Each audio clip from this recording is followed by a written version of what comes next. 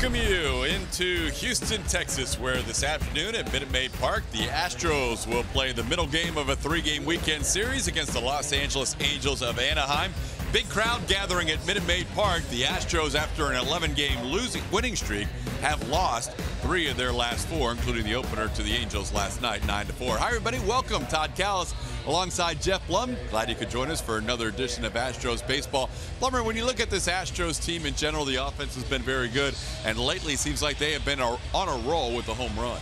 Yeah, chicks love the long balls, so do I. It's fun to watch these guys go out there and swing the bat. They've done a very good job at it. We constantly talk about their strike zone discipline, the ability to get on base, but it's been a lot of fun to watch these guys drive the ball out of the ballpark. And in doing so, with the strike zone discipline, they have forced pitchers back into the zone, and we love to watch what these guys can do. They are second in the American League with home runs with 96. They're trying to tie a record that was set in 2000 with 18 straight games. They've got a great guy to do it against in Ricky Nolasco this afternoon, because he is tied with Mike Fiers as far as giving up the long ball. Should be an interesting night, but these bats, when the home run's going well, they are 36-14 when they hit a home run. Nolasco, with those 18 home runs allowed, tied with the guy he's pitching against today for the most in the American League. Yeah, we talked about how the offense here at home can be a little bit different than what we've seen on the road. Hopefully Ricky Nolasco can change that for the Houston Astros. They like to get that fastball and barrel it up. So the Astros will look to try and take advantage of the long fly today against the Angels. On the other side, Mike Fiers has done a better job of not allowing the home run the last couple of starts. Yeah, he's really done a good job, and I think it begins with fastball location early on in counts. But also, we've heard stories, and Julia's told us that he has talked to Lance McCullers about that breaking ball, and we've seen the breaking ball be much more effective. You can see have the true traditional 12-6 break on it. There's a much higher spin rate. You're seeing a better snap late, closer to the plate. That's what's encouraging that strikeout. So if Mike Fiers can work that fastball up, down, in, out, and break in that occasional breaking ball, you're going to see some punch outs. That's your pitching matchup today. Mike Fiers against Ricky Nolasco. We'll have more as we roll on with Julia Morales talking about Josh Reddick. We have seen some great plate appearances from number 22 as of late.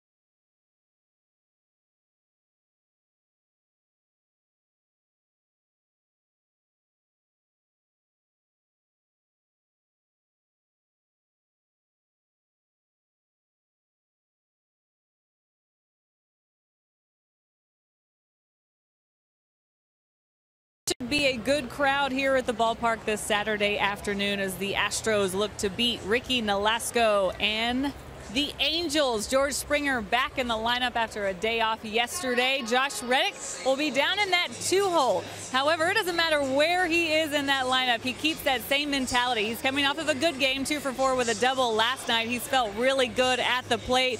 He's our neighbors emergency best neighbors ever. We are looking a little bit deeper. I mentioned him leading off for the team yesterday, but it's really impressive when he leads off an inning. So it really doesn't matter where he's hitting in the lineup, as I mentioned, but 394 when he leads off an inning, 367 when there's no outs is his batting average, meaning that he's the catalyst for this offense that's been so good. He's the key to really getting things going when he's leading things off for this club. Pretty impressive stuff, and even Jose Altuve has come out and said how much Reddick has helped him hitting behind Reddick, a guy that sees so many pitches in his at-bats. He can draw those walks, he can get his hits.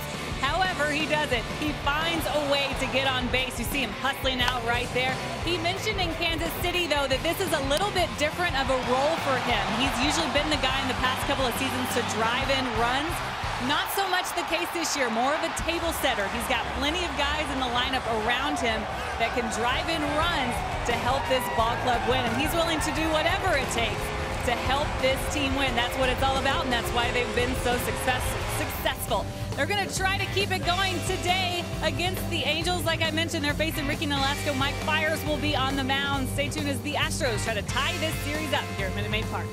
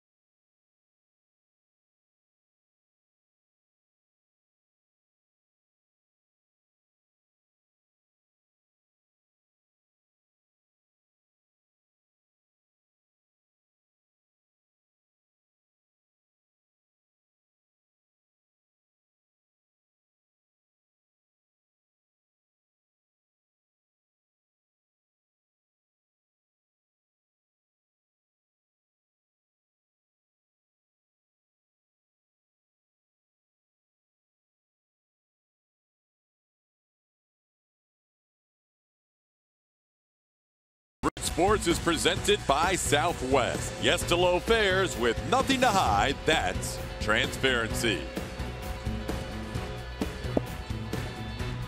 Back at Minute Maid Park, Astros getting ready to take on the Los Angeles Angels of Anaheim. Houston coming in with a 12-game lead over both the Angels and the Mariners. And here's how they will line things up for Mike Scioscia and the Angels today, with Andrelton Simmons leading off at shortstop. Cole Calhoun is in right field. Cameron Maybin is not in the lineup today after the 4 steals and 4 runs scored yesterday. Albert Pujols, the DH. Yunel Escobar is at third base. C.J. Cronin there at first. Martin Maldonado once again behind the plate. Ben Revere in left. Eric Young in center. And Cliff Pennington is the second baseman. For the Houston Astros, you're looking at Mike Fiers. A couple of weeks ago, he was off that depth chart in the rotation. Now he's climbing up the ladder of that depth chart in the rotation. With some of the injuries, Dallas Keuchel going down, Musgrove going down, Fiers out there, but he's actually pitched pretty well in his last 2 outings. In those 11 innings in the last 2 outings, the Astros have won, as has Mike Fiers. He has punched out 12 in those 11 innings. He's only given up 4 earned runs, but the biggest number for me is that he has not given up a home run in those last 2 starts. We talked about how good that breaking ball has been for him recently in the open. He's going to rely on that pitch heavily. And again, not an A-plus lineup for the Los Angeles Angels, so a real opportunity for Mike Fiers to continue what he's been doing well. 6 previous starts against these Angels, all as a member of the Houston Astros, and he's allowed 3 runs or less in 5 of those 6 starts. I agree with you. That breaking ball has been a big factor for him in his last couple of starts, and he's been able to throw it in any count, especially to get ahead of the count, and that's made everything else more effective. The Angels winning last night's game, the opener 9-4. The Astros so far have won 5 of the 8 games between these 2 teams. And Andrelton Simmons will lead things off. We had over 40,000 here last night, another big crowd this afternoon. And we're underway with a fastball that Simmons fouls out of play, 0-1. Simmons last year hit .281 for the Angels. This year he's at .278. Last 26 games been hitting .337.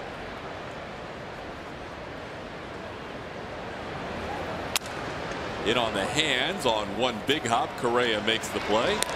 And 2 pitches in. Fiers picks up a ground out to shortstop.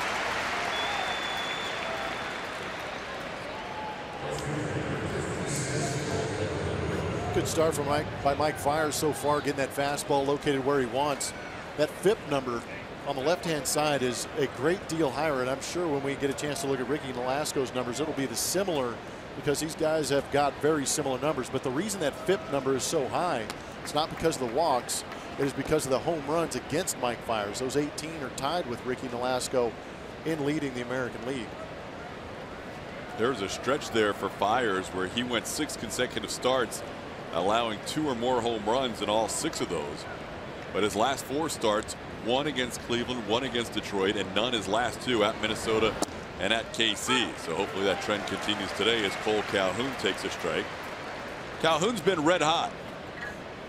See his average this month. He is 13 for 27 with 4 home runs.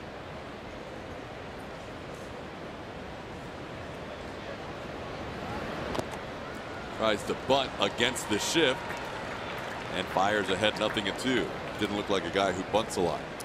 Yeah, and I think he was recognizing the shift, because Alex Bregman, after that first strike, moved all the way back to deep shortstop where you see him right now. Calhoun trying to take advantage of that, but a tough pitch to do it on with that breaking ball.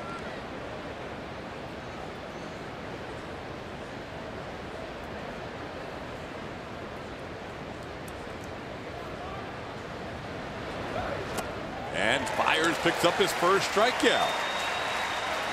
Kind of excited about that strikeout to get things going. 3-pitch strikeout of Calhoun, and that's the breaking ball you're talking about. Well, you see the first 2 pitches located on our M.D. Anderson strike zone. Third one much better, staying down out of the zone. And Mike Fiers for me is a body language type guy. You can almost tell how he's going throughout each start by the way he walks around that mound. But it's good to see him fired up early, and probably a guy who's pitched well the last 2 times out would like to have a good start for this ball game. Or a good start to this ball game. We all want him to have a good start, but he needs to have that confidence early. Facing Albert Pujols with a strike. It's funny how this game works. Look at the numbers for Pujols, 3rd in the American League in RBIs. More RBIs in his career than any foreign-born player. And probably past Sammy Sosa for that home run title as well, for the most ever by a foreign-born player. When you look at Fiers, here's a guy who was taken out of the rotation, even though it was for only 24 hours. And now he's gone back-to-back starts with 2 of his best of the season.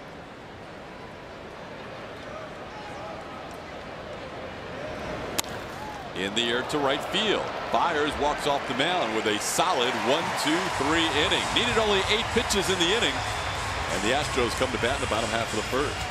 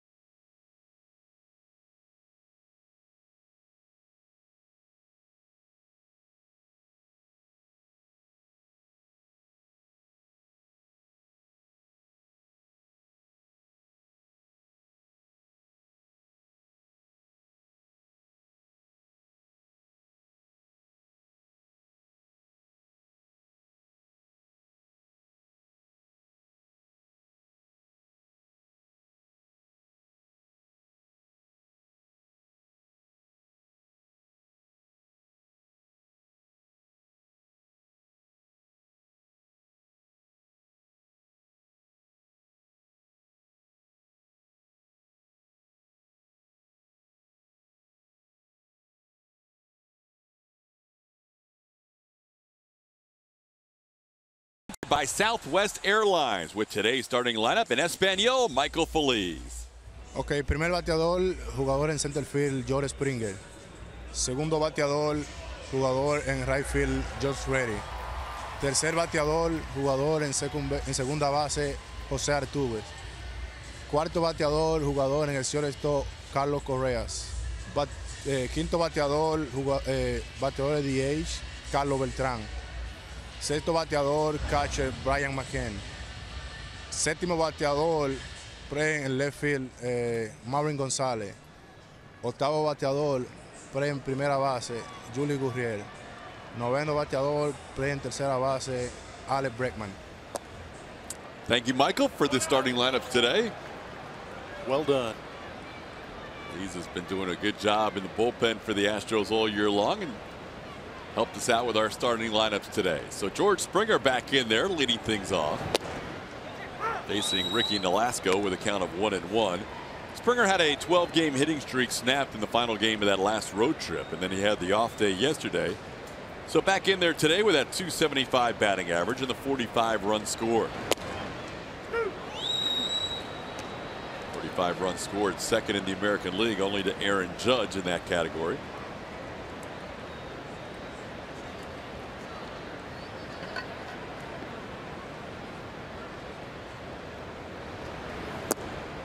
One-two pitch misses outside. It's 2-2. Nolasco facing the Astros for the second time this season. Pitched against them here at Minute Maid Park on April 18th. In that start, allowed a couple of runs in 6 innings. 10 career games against the Astros. 7-1 with a 3.75 earned run average.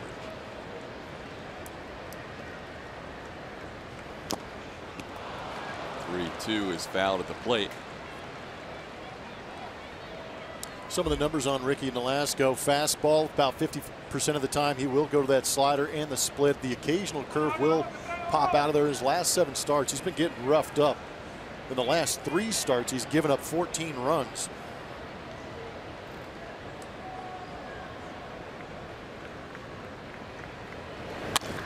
Hard hit past the second baseman Pennington into right field. Springer starts the game with a base hit. George had a home run off Ricky Nolasco last time here in Minute Maid Park. This here again, 3-2 count, gets a fastball up out over the plate, looking to start a new streak. He said he hit that past Pennington. I think he might have hit it through him. Ball was hit hard. Look, Pennington with a tough chance on the first play he sees of the game. And now here's Josh Reddick.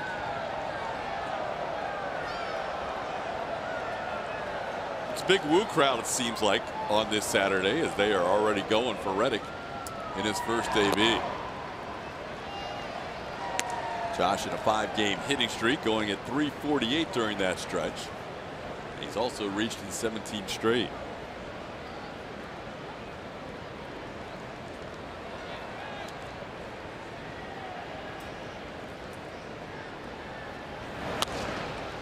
Popped in the air, foul, drifting towards the stands, but it's going to be playable as Escobar puts it away for out number 1. Oh, Reddick fouls out for the first out.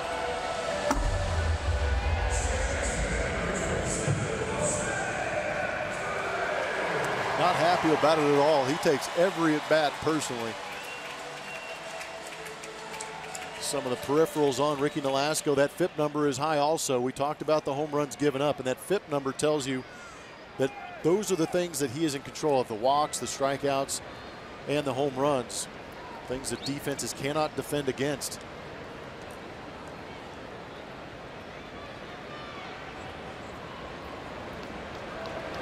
Eight of his 12 starts this year, he's allowed 2 home runs or more, including 2 his last start against Minnesota. And 3 starts ago, allowed 3 on the road against Tampa Bay.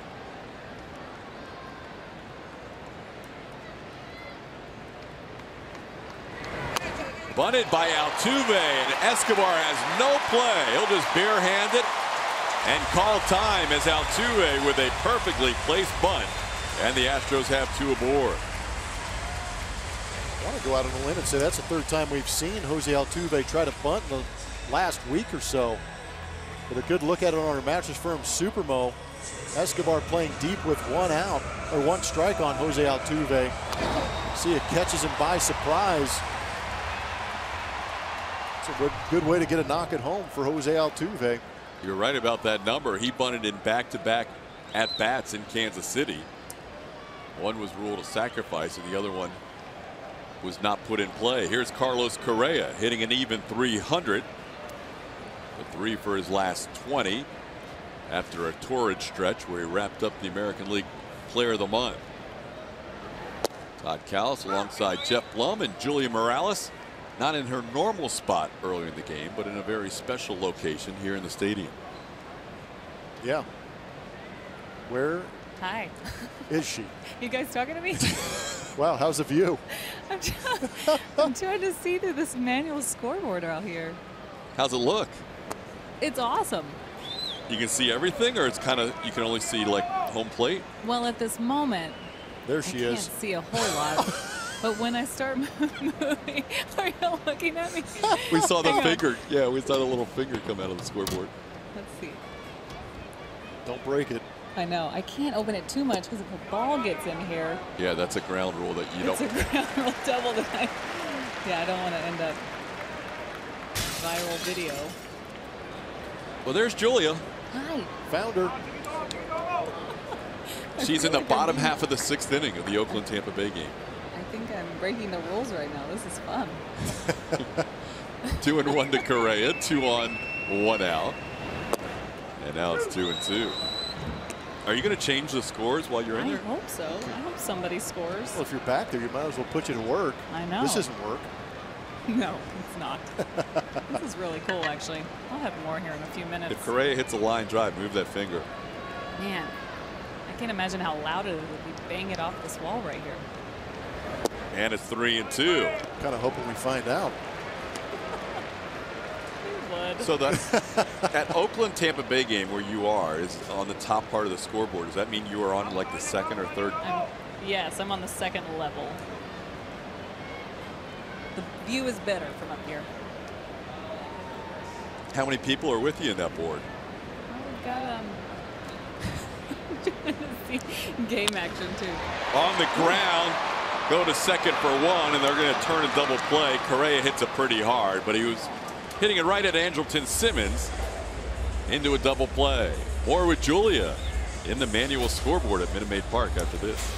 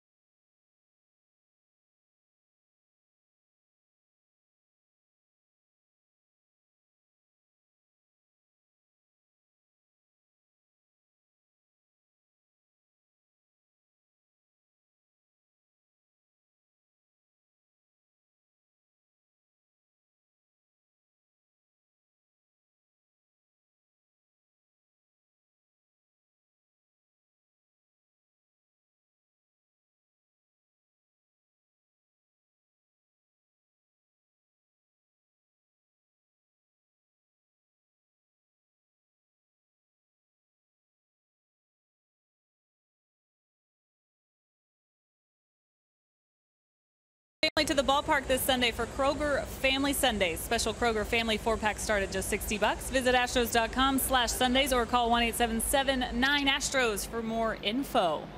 I am getting a really cool perspective being inside the manual scoreboard here at Minute Maid Park. There's not many of these left around the ballpark, just one of few, and then one of just a couple that's in the field of play right underneath the Crawford boxes, so you can hear what's going on with the fans. Makes it interesting when they're really excited. And like I said earlier, if someone was to bang one off the wall, it would get pretty rowdy in here. But these guys in here, we've got David Schoen and Cameron Smith. They're wandering around somewhere. They are hard at work the entire game as they keep this thing up to date, up to the minute. So they're keeping up with all the scores around the league, which is pretty cool. And one thing I do get a lot of questions about what the number means to the left of the city, and that's the starting pitcher. So they put the number of the starting pitcher up there, and then everything else they just keep updating throughout the whole game. It's pretty cool. There's not, that's what's cool about it. There's just not many of these left in the ballpark or around the league.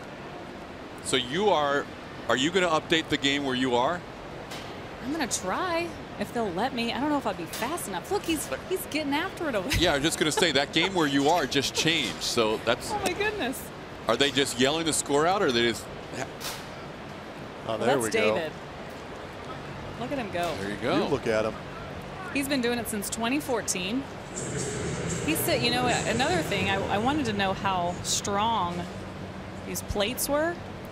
They bend a little bit, but they've been broken over the years. And Marwin Gonzalez crashed into the wall not too long ago. I don't know if you guys remember, yep. And he rubbed his elbow, and that broke one. I think he.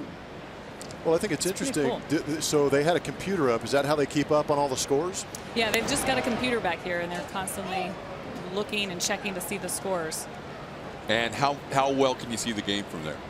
Well, if I were to move one like I did earlier, you're all good. But there's these tiny little holes I'm trying to look through. Do you see these? Yeah. Good stuff out there. That is pretty cool. Is it comfortable? A little warm in there? No, it's great actually. Yeah. They're getting some airflow. Like it. There you see the score that was just changed next to Julia. Man, where was it? I want to change it. Tampa Bay scored 3 in the bottom of the 6th, and there's another 3 spot put up by St. Louis in the bottom of the 7th. Unfortunately, the Rangers scored 3 in the top half of the 10th. There's your view, Julia. There it is. It's a good one. And I tell you what, it's like the old knothole gang. It is. But how about that scoreboard gets a lot of attention, especially the way the Astros are going this year. Around August and September, there's going to be a lot of attention on that scoreboard. One more thing, as you see David, I don't know if you can see him, but he's about to put one in, or he just took one out. It's very important how you slide these plates into place. You have to make sure they're not slanted, because it does affect how the ball plays off the wall. So there's without the score in. And there's Dave putting a score right in there.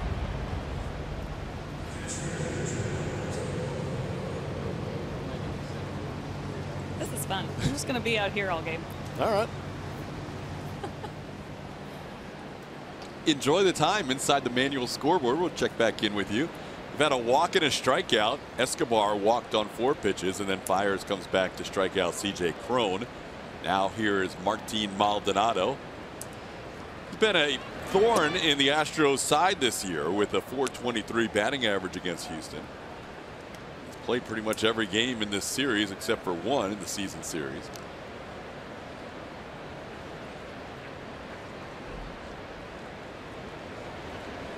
Maldonado hitting a 2-run home run in last night's game.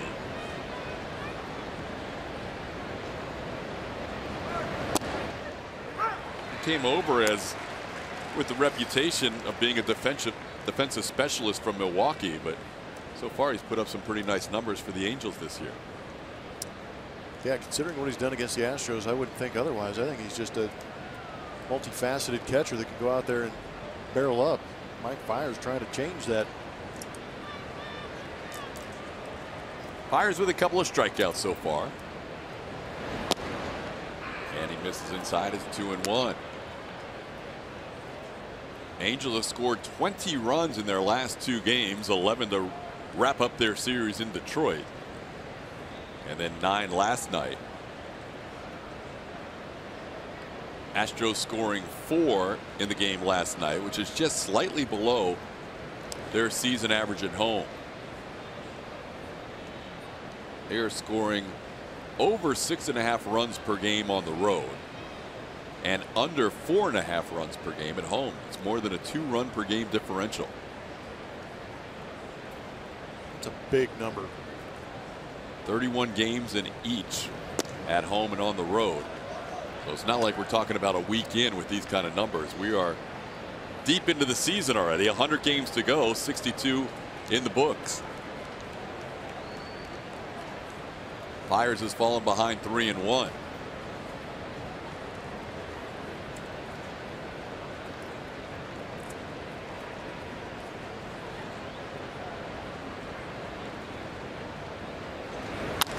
On the ground, Bregman, Altuve, and a turn around the horn. Chopper to third, and the Astros turn 2, and Fiers is through 2, scoreless.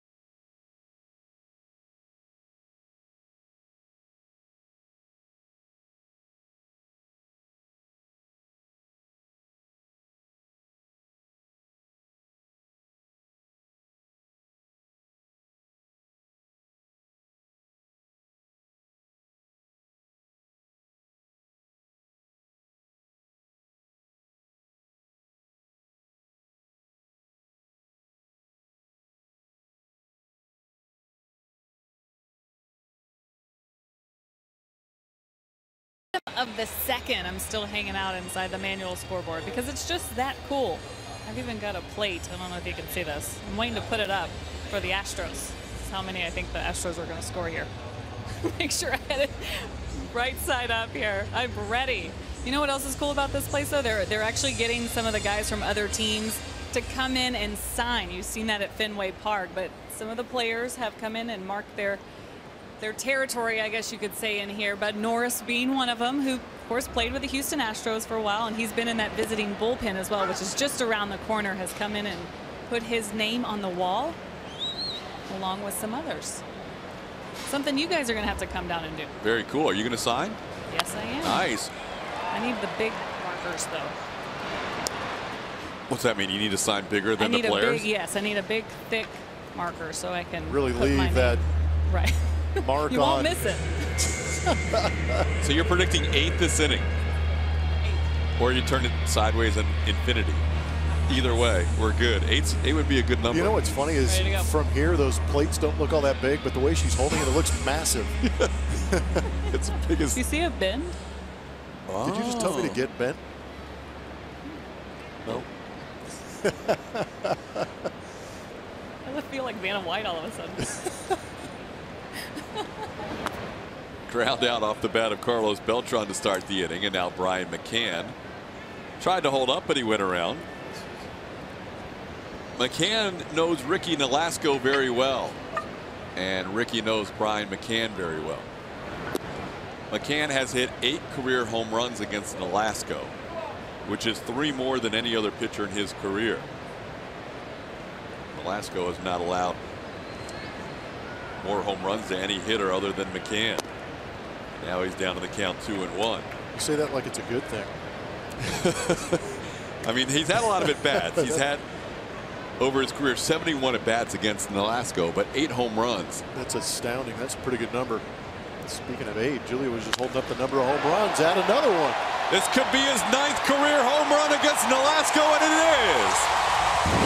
McCann makes it a 1-0 game with a solo home run, his 9th on the year, and his 9th against the Angels starter. Somebody's locked in. McCann's been swinging the bat well.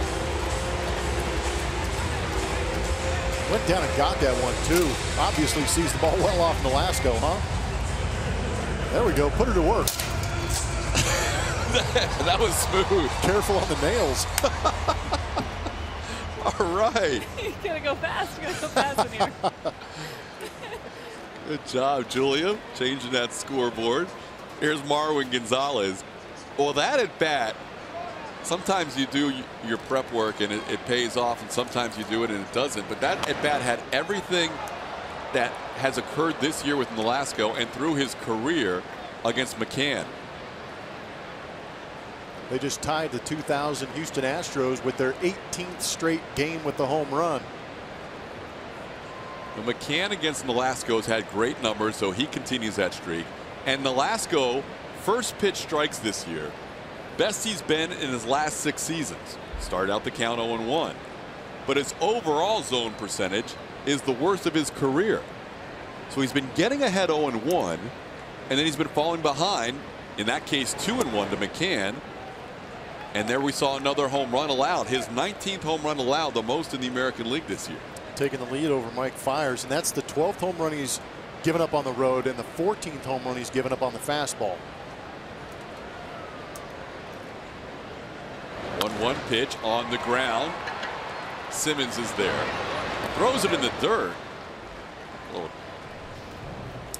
It's a good look at Brian McCann. You can see Maldonado set up down and away. That one hovers out there, but when you're facing a guy that you're pretty comfortable against and you can almost anticipate what pitch it's going to be and where it's going to be, you can go out and get a pitch like this that Brian McCann did and hook that into the right field seats. That was a good piece of hitting against a guy he has a lot of experience against.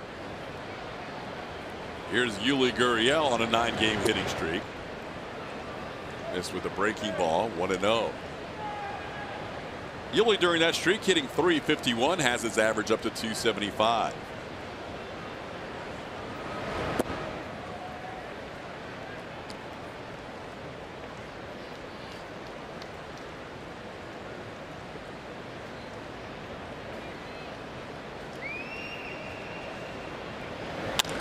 On the ground towards short.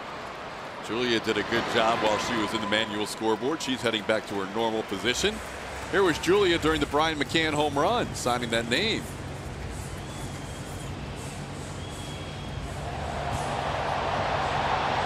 Then she hears the McCann home run. Got to get to work.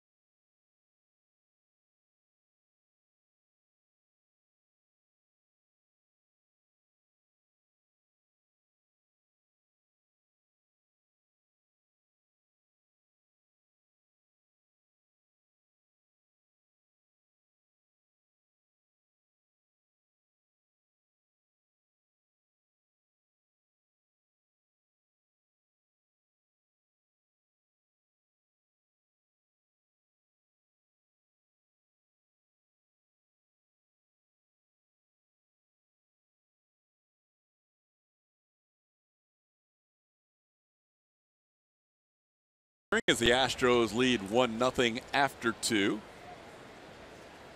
Well, your pass list showed up. Ric Flair fans. The Ric Flair twins. With championship belt and all.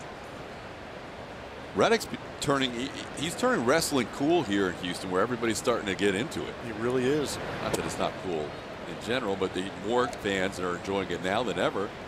Because good save right there. Because he is such a big fan. Josh Reddick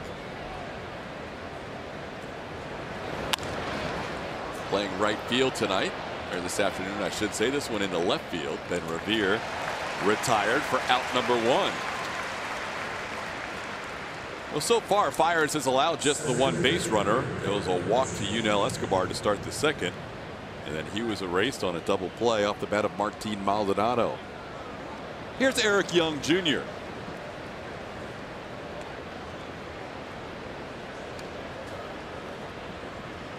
UI Jr. so far in 11 games for the Angels, coming up from AAA Salt Lake, has scored 10 runs and he has a dozen hits.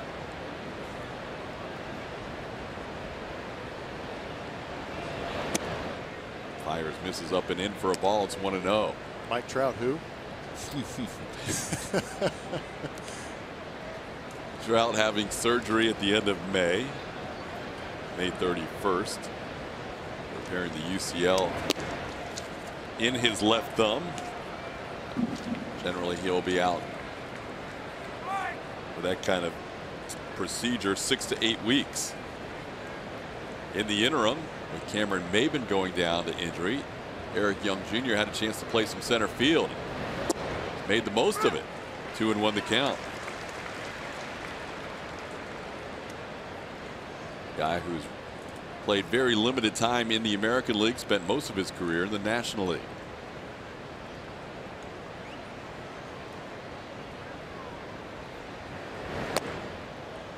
And it's 3-1.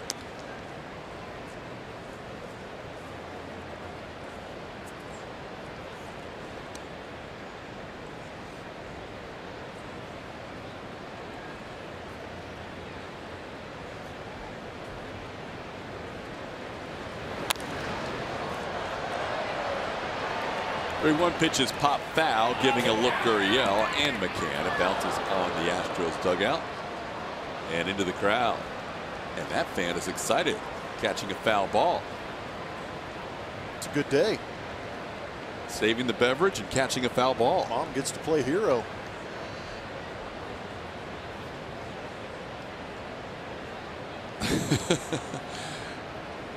That's pretty good.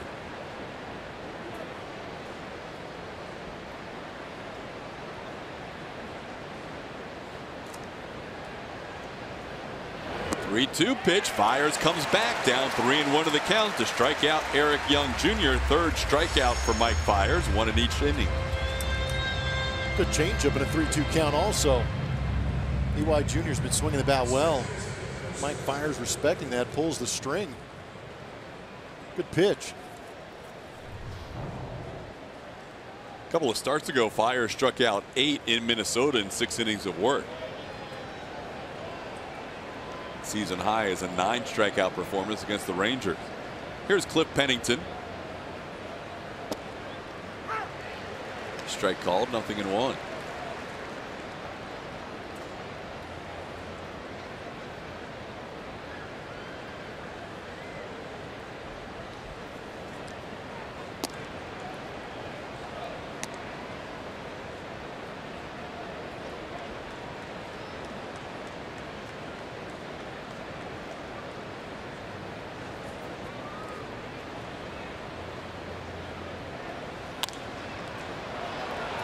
Popped in the air on the infield. Correa and Altuve.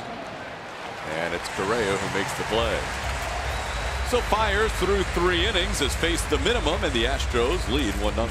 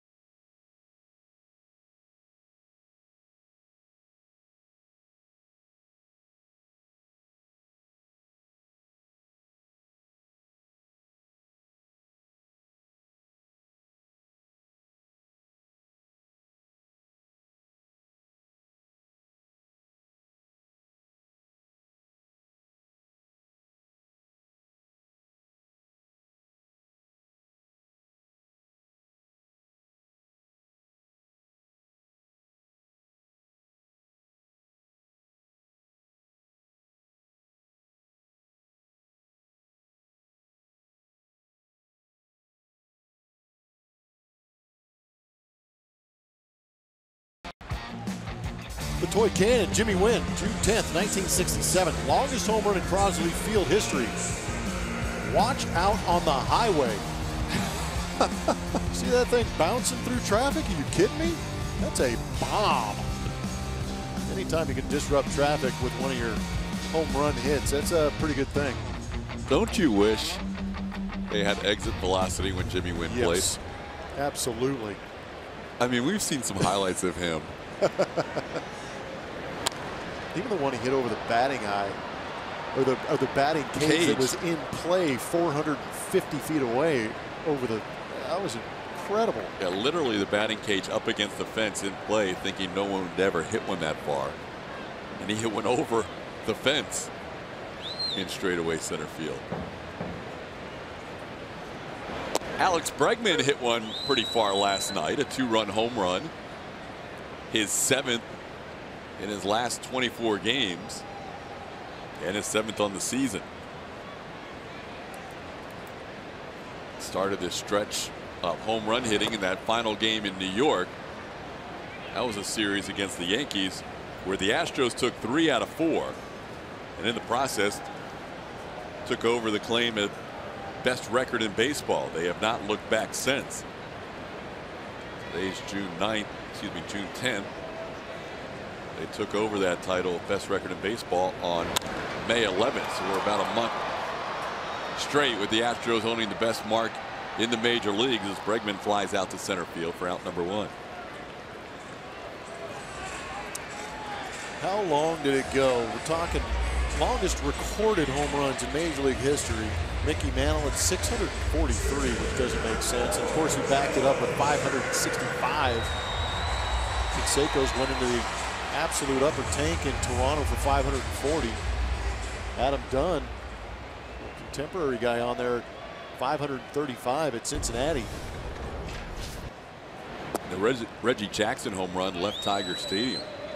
Is that the All-Star game up over the transformer out there in right field? That's incredible. Speaking of exit velocity, George hit one 106 miles an hour his first time up. A bullet single into right field past Cliff Pennington. And he's ahead of the count 2-0. Springer's last 3 at bats against Ricky Nolasco has a couple of singles and a home run.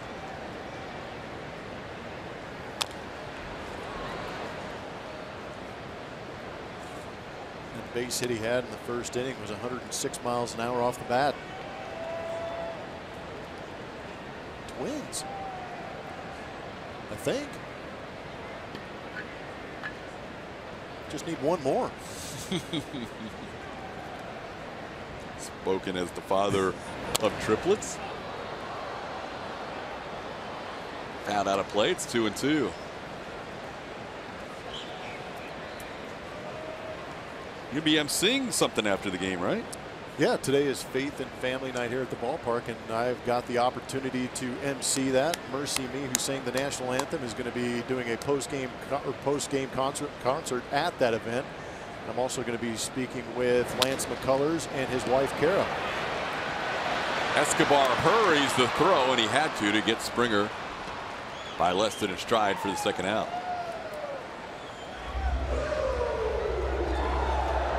Same year at Forbes Field. This is that home run that Todd and I were just talking about. And just look at the carry on this. 470 something feet. I mean, that's incredible. And what's the ground rule if it hits the batting cage? Just play it? I guess you just tip your cap and say, hey man, nice swing. I don't know, that's a good question. Called strike, 0-1. So Tal Smith he'd rather have a hill instead of a batting cage out there when they first built this place. But yeah, that's incredible. We still haven't seen a definitive home run to center field this year that we know, off the Astros bat at least, would not have gone had Tal's Hill still been here. There was one, I think by a visitor, that barely cleared the fence. But 409 now. A little bit different out in the outfield. We've seen Springer put one up on the batter's eye. There's a ball up the middle, past the mound. Simmons makes the play. And Ricky Nolasco has a 1-2-3 third inning. So we head to the fourth. Josh frustrated. Astros lead 1-0.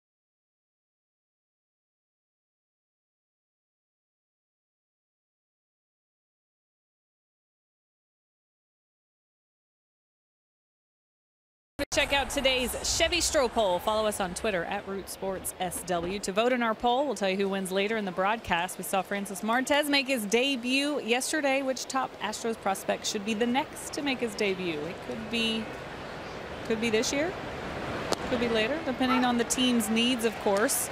Let's check it out. Derek Fisher, who's having one great season with AAA. J.D. Davis just hit a 16th home run for Corpus. Kyle Tucker, or is it someone else?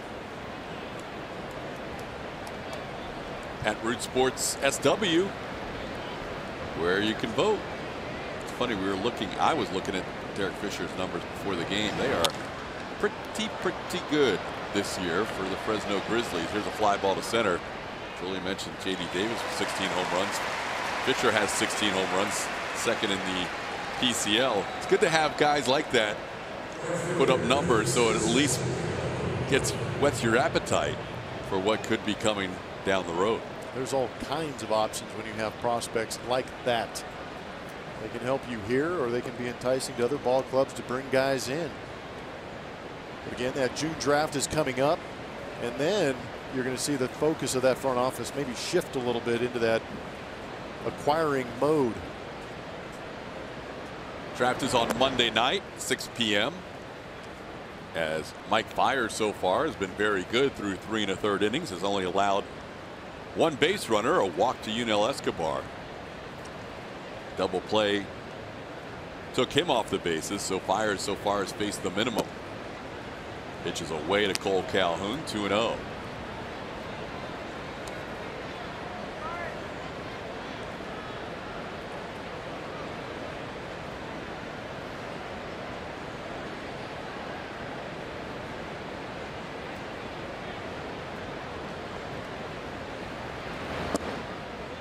Called strike. Bill Miller was supposed to be the home plate umpire, but it's the youngster Quinn Wolcott who's behind the dish today. Miller's over at second, so Wolcott gets a chance to call balls and strikes with game 2 of this 3-game series being played.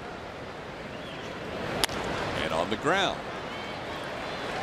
Fiers comes back after being down in the count once again. He gets a ground out. And there's 2 away in the 4th. Join us tomorrow for the Astros Foundation Picnic in the Park, presented by Pluckers. Enjoy a picnic-style buffet, games, and an autograph session on the field. Proceeds benefit youth baseball and softball in the Houston area. Visit astros.com/picnic or call 1-877-9-ASTROS for more information. A lot going on this weekend. Here's Albert Pujols.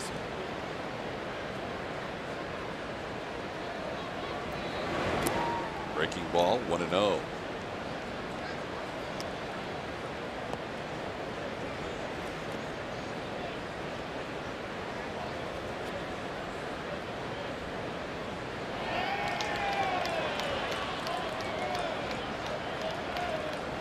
One week ago today, Albert Pujols became the 9th member of the 600 home run club,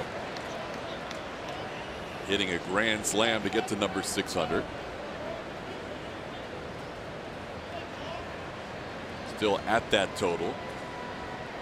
Picked up an RBI last night on a sacrifice fly into right field, and the Angels have their first hit. A drop shot into right field off the bat of Pujols. He's a 1-out base runner.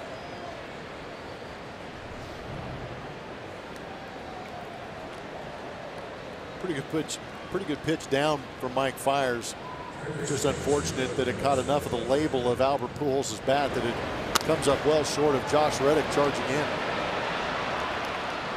Mike Fiers, it's good to see him go through that first time through the lineup, because his first time through the lineup is usually what's caused issues for him, falling behind guys, giving up an average of 348.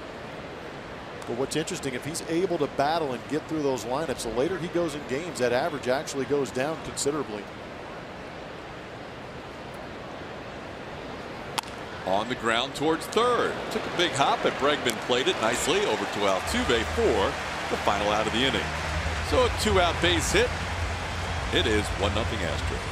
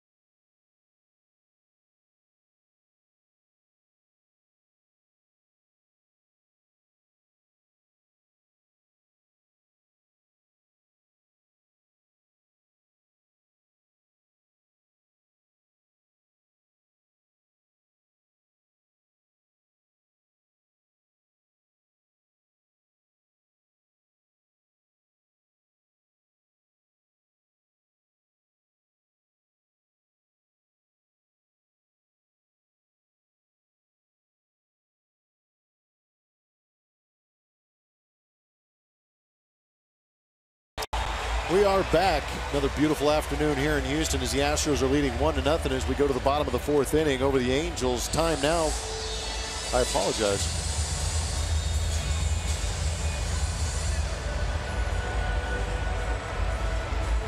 My bad. It's all good. We'll have time for a little something after the Jose Altuve at bat. Altuve will lead things off. Carlos Correa in the 2 spot, and Carlos Beltran bats third. So far, 7 of the 9 outs recorded by Ricky Nolasco have been ground outs.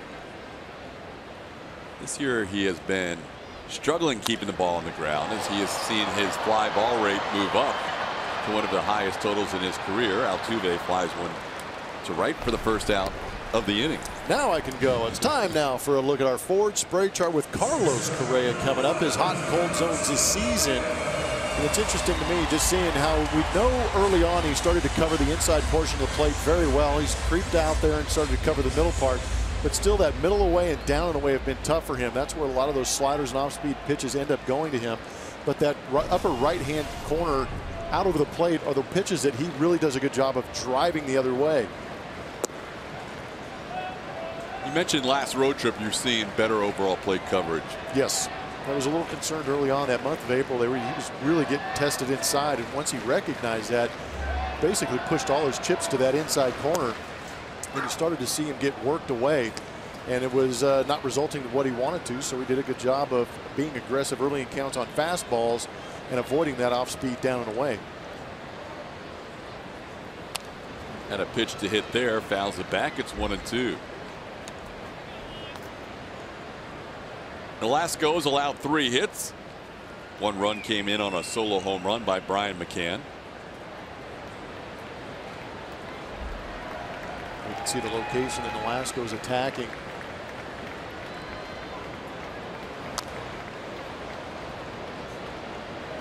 Even as quick as Carlos's hands are on the inside, you can still see that you've got to trust those hands on the inside and be able to look out over the plate and adjust in.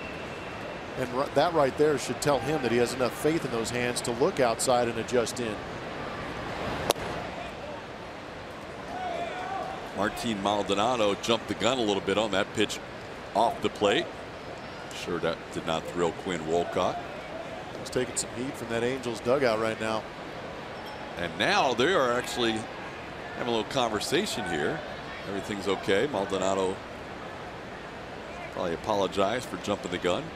You can see that's outside the zone on our MD Anderson strike zone. So the Angels are giving him a hard time from the dugout based on their catcher's reaction, but and based on the hitter, they want that call against Carlos Correa because they want him out of that batter's box. The longer he's in there, the more opportunity he has to do damage.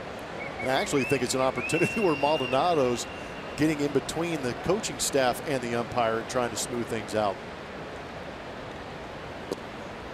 that's a called 3rd strike on the air half. Carlos doesn't like it. Wasn't exactly caught well by Maldonado. Looked like he took it out of the zone, but he gets the benefit of the call. Breaking ball that backs up on the inside corner. A lot of movement, took the ball out of the zone, yet he still gets the call from the home plate umpire. That's one way to make it up to the guys in the other dugout. So in that at bat, you had a catcher who was upset for a couple of pitches, and now a hitter who doesn't like that last call. But to Quinn Wolcott's credit, it looks like he got all the calls right. Here's Carlos Beltran, 0-1.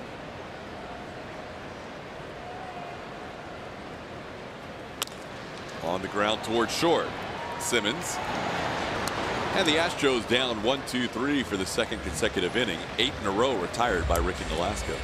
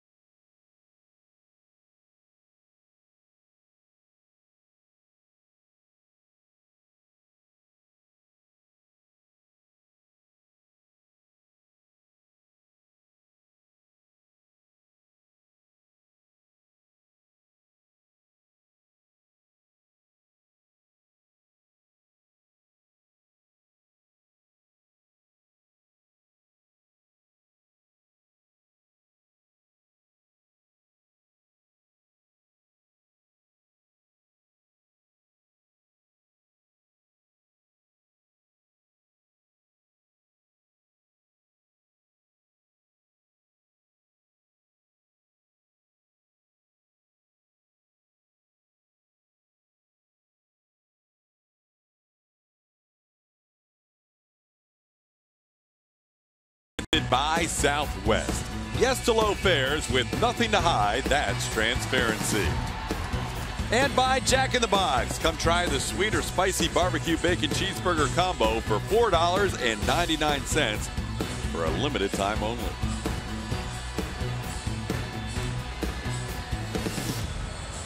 Astros lead the Angels 1-0. We head to the 5th inning. Brian McCann, a solo home run in this game. And Mike Fiers goes back to work, having only allowed 1 hit through 4 innings. He'll face C.J. Cron, Martin Maldonado, and Ben Revere.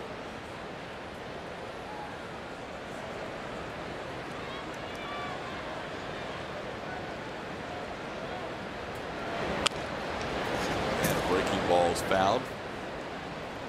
Cron struck out his first time up. Plummer, I think we may have close to 40 again today. I like it. Word's getting out that these guys are pretty good. 43-19 to start the day are the Astros.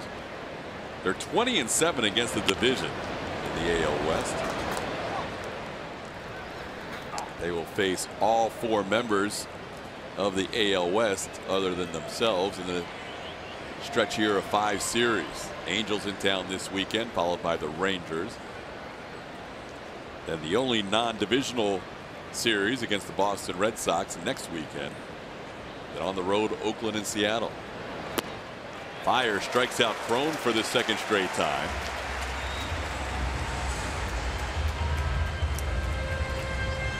Mike Fiers, we were talking about first time through the lineup, 2nd and 3rd times, and those are the batting average against. 348 that first time. The 2nd time around drops to 286. But how about if he gets deep enough in ball games and is able to face that team that 3rd time? It kind of goes anti-analytics and gives you a .170 batting average against. 6th lowest average in the major leagues. Yeah, that's against everything that normally happens when you go through a lineup 2 or 3 times. And that theory is the first time through, you're kind of setting up things, get your feel for guys as far as a hitter is concerned. The 2nd time, you start to pick up on maybe a tendency, and by the 3rd time, you've seen him 3 times or 2 times before. So that 3rd time, you've got a pretty good idea of what he's doing to you and where that release point is. So the odds are in the favor of the hitter. But Mike Fiers completely flips that trend and gets better against hitters deeper in ball games. You know, the curveball has been such a big part of his last couple of starts, and you can see as the game goes through, 2nd, 3rd time, he's throwing that curveball for strikes at a lot higher percentage.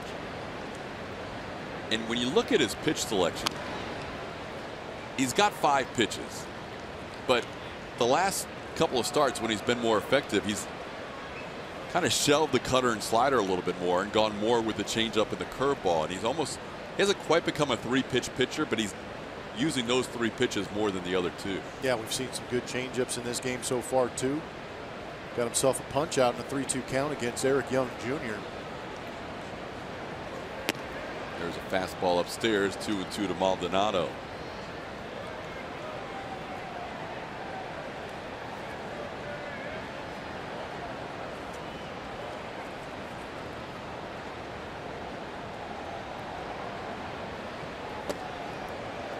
Curveball slipped out of his hand.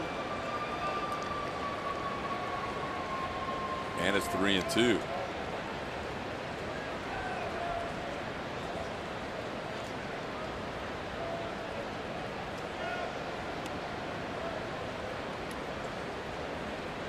Fiers has allowed 1 hit and 1 walk so far. He has struck out 4.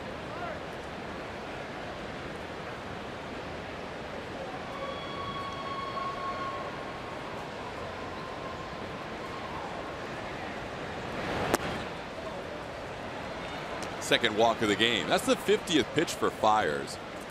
1 out into the 5th inning. Mike has gone 6 innings in 4 different starts this year. I'm sure he'd like to push things and get into the 7th inning for a start. This would be the kind of game where he could, based on his pitch count coming into this inning. So see how he fares here in the 5th and 6th. No, I couldn't agree more. He's turned into a veteran on this staff also, and you want to see those veterans kind of battle their way deeper into ball games, because we've been talking over the last week or so of how that bullpen has been taxed. Well, last game you had Brad Peacock last 3 innings. There goes the runner on the ground. Altuve thought about the force and second. Instead, he'll make the play on Revere at first. So Maldonado on the move. Gets to second base with 2 outs.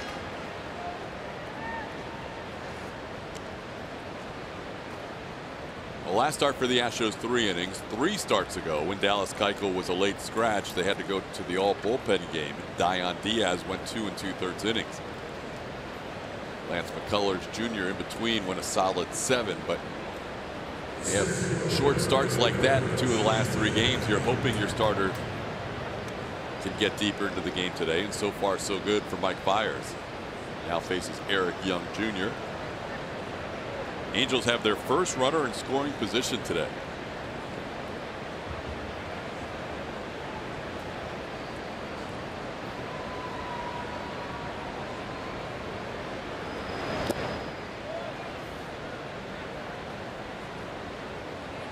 Keeping score in the stands and keeping every pitch ball and strike. It's pretty impressive. I like it. I've actually seen a lot of fans tweeting and keeping score at home, so that's kind of cool. It's a good way to stay engaged in the game. And I love how everybody keeps score differently too. That ball hits Eric Young. Fiers frustrated, trying to come in, and came in too far. So a walk and a hit batter in this inning. Have first and second for the Angels with 2 outs. I believe that was a cutter. See that cut on it, just tracing up in that right tricep of Eric Young.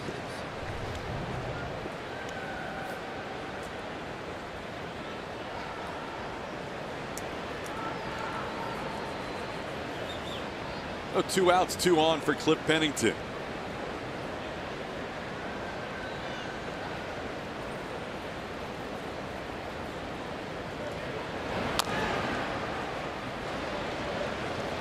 Fouls one. It's 0-1. Always family time for Cliff Pennington when he plays here at Minute Maid Park. He lives in the Woodlands. Went to high school at Mary Carroll High School in Corpus Christi. And then collegially at Texas A&M.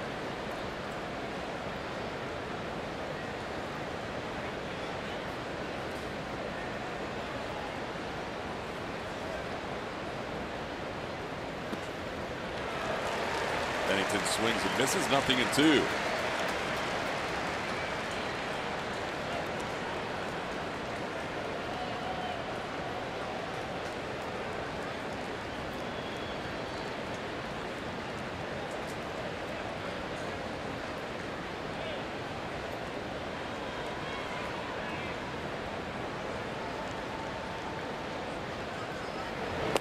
Called third strike. Fiers punches the glove, picking up his 5th strikeout of the game, and he leaves 2 aboard. We are halfway home with the Astros leading 1-0. Fiers with another strikeout on the curveball.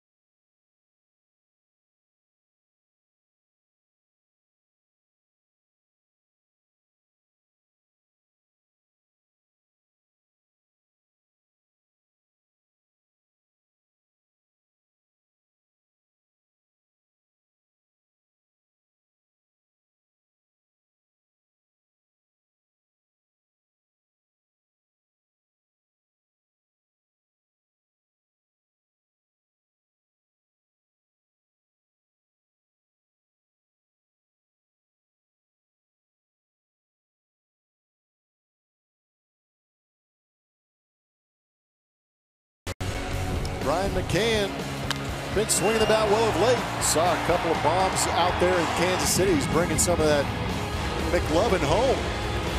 Showing it off to the home fans with that bomb to right field. His 9th off Ricky Nolasco, trying to continue that here with another AB against him.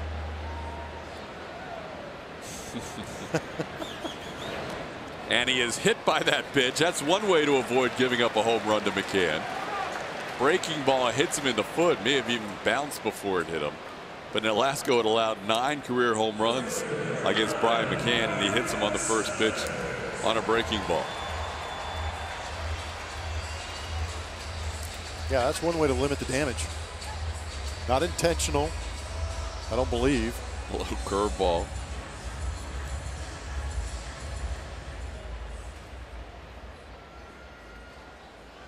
So here's Marwin.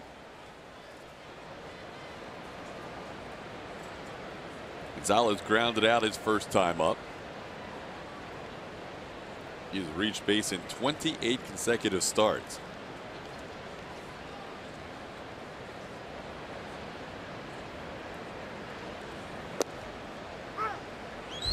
It's time to play, and it's brought to you by Toyota.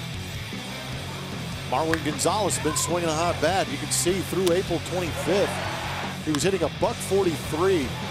Since then, almost 400 at 396. He's also doing some damage with it too. 9 bombs, 28 RBIs.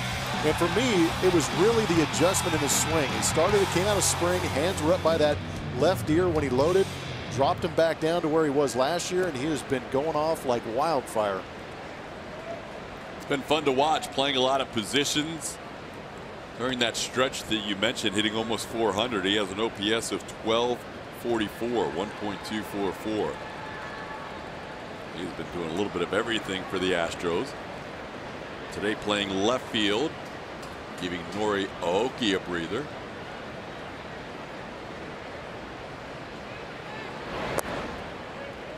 A lot of people in attendance for this game on the media side are hoping Nori gets to that 2,000 hit plateau as they keep following him. They're hoping he does it here in Houston in the next few games. A lot of Japanese media attention on Nori Aoki's quest for the Golden Players Club. 2,000 combined hits between the major leagues and Nippon Professional Baseball. On the ground foul. It's 2-2. Even on a day when he doesn't play, Blummer, we saw roughly 15 to 20 media members talking to Aoki before the game out on the field. It's a big deal. There's a lot of people following it. And trust me, they are cheering just as hard as everybody else back in Japan.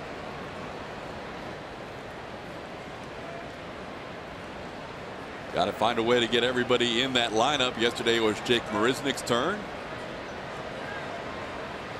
Marwin played yesterday, giving Yuli Gurriel a breather, but now Marwin in there in the outfield. 2-2 the count. It stays 2-2. Nolasco's done a pretty good job after allowing 3 hits to the first 6 batters he faced. He has not allowed a hit since the home run by Brian McCann. And before he hit McCann, he hadn't allowed a runner since that home run. Where do you think he's trying to work him? Let's look. Maybe down and away? Definitely away. Mostly down. See where Maldonado sets up here. You can see Maldonado looking in the eyes of Gonzalez to see, making sure he doesn't pick up the sign or the location. And he will flash those fluorescent yellow fingers and set up outside again. This one was a little bit low, but came across the plate. Gonzalez and Maldonado having a good time.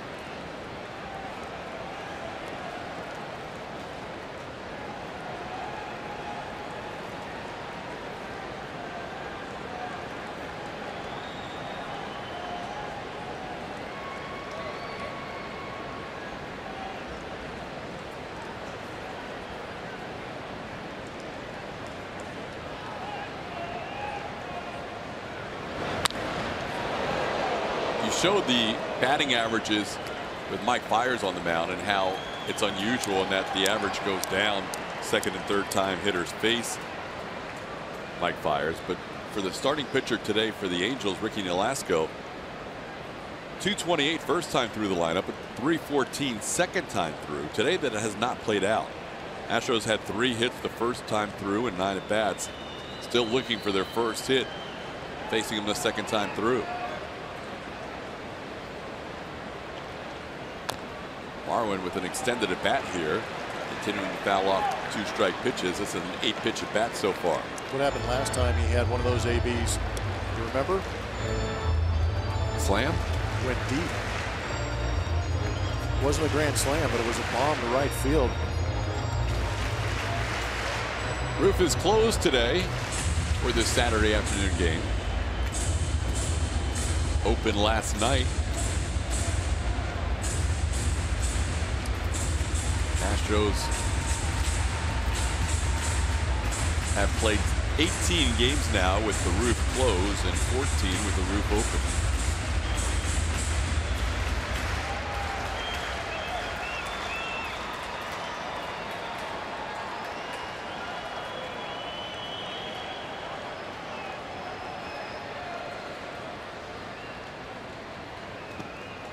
In the dirt, Gonzalez has hung in there, now has a 3-2 count. And again, talking about Marwin's turnaround after April 25th, I think that's a big reason for it too. Also, as he's laid off those off-speed pitches down out of the zone. The last couple of years, you've really seen pitchers attack him with that down and in slider, both sides of the plate actually, but he's starting to lay off that and chasing out of the zone. His chase percentages have gone down, but he's forced pitchers to come back up in the zone. We've mentioned Yuli Gurriel sees the fewest pitches per plate appearance. Marwin sees the most. Line drive, base hit to left field on the 10th pitch of the at-bat.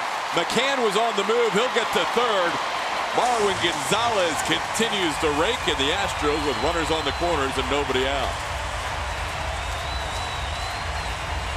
You have these ABs where you go multiple pitches, fouling off some of the nastier pitches from a pitcher. Eventually you wear them down and they just leave one up out of the plate. Right here you see Ricky Nolasco held on to that one a little bit too long and it just flattened out over the middle part of the plate. Marwin, like he's been doing for the last month and a half, barrels it up and hits a laser in the left field. That was nice.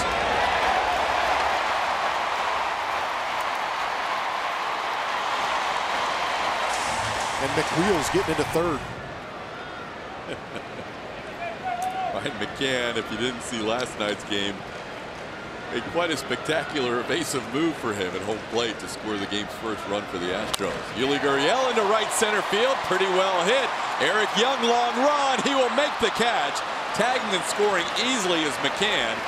Gonzalez gets back to first. Astros lead 2-0 on the sac fly by Yuli Gurriel. And how important was that extra 90 feet by Brian McCann going first to third? If he doesn't go first to third, Yuli doesn't end up with a sacrifice fly.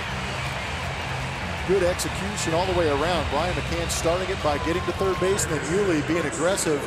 We know he doesn't like to see many pitches, and he's on the attack from the get-go. Gets one he can drive. Almost got it over the head of Eric Young in right center field.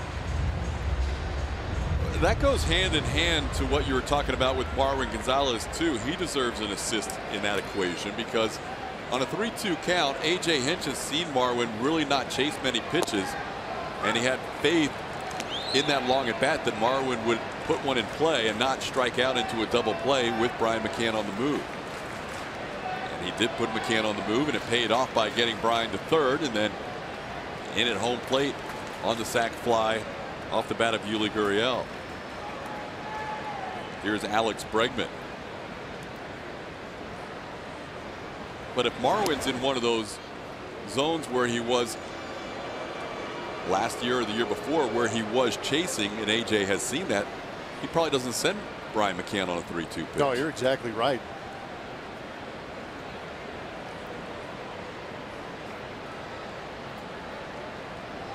Oh, and 1 to Alex Bregman, who flied out to center field.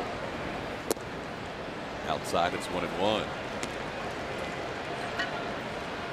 2 runs on 4 hits for Houston. Angels, no runs on 1 hit.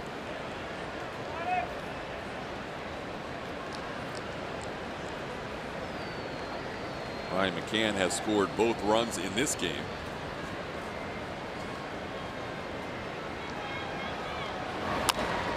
On the ground foul.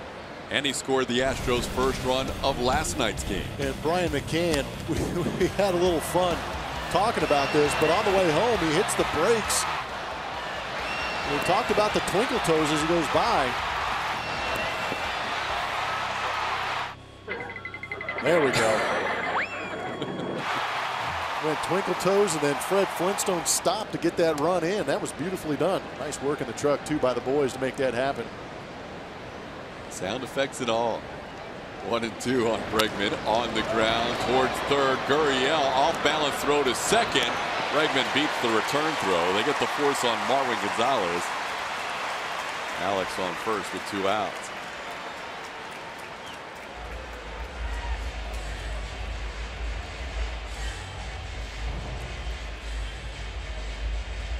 Tell you what, Yunel Escobar for me has done a very good job at third base in the 2 games in this series. It's not easy to make a feed that well going away from second base, but you can see the strong arm thrown from that submarine type position. Originally a shortstop, made the transition to third base. Done a nice job over there for Mike Scioscia and the Angels. They have the guy who's about as good as anybody at short now, and Andrelton Simmons. 1 on, 2 outs, and George Springer at the plate.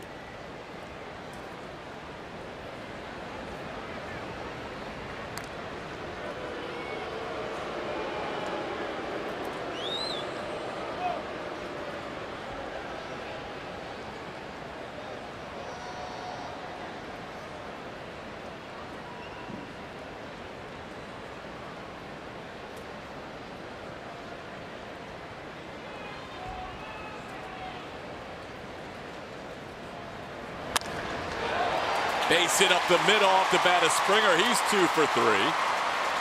Bregman stops at second. Astros keep this inning alive.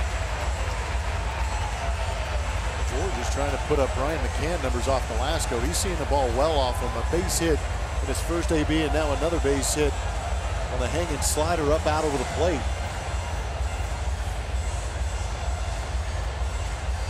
It's a pretty good look at the unlocking of body parts it takes to get a good swing in. Well, George, after the off day yesterday with a couple of hits in this game. 3 runners on first and second with 2 outs. Now Josh Reddick looks for his first hit of this game and also looking for his first hit against Ricky Nolasco.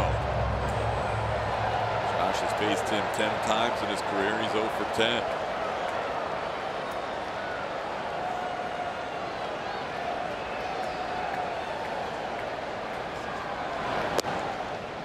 Pitch away, 1-0. Reddick wears his emotions on his sleeve as much as any player in baseball. We have seen him get frustrated in his first 2 at-bats on a pop-up and a ground out. He is looking to add to this 2-0 lead right here.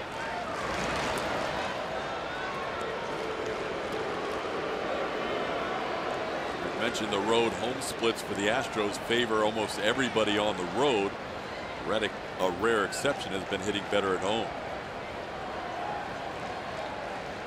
322 at Minute Maid Park. There you see the splits, 239 away from home.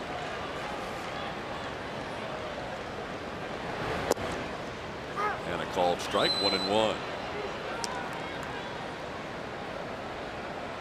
We should start hanging around Josh Reddick at home games.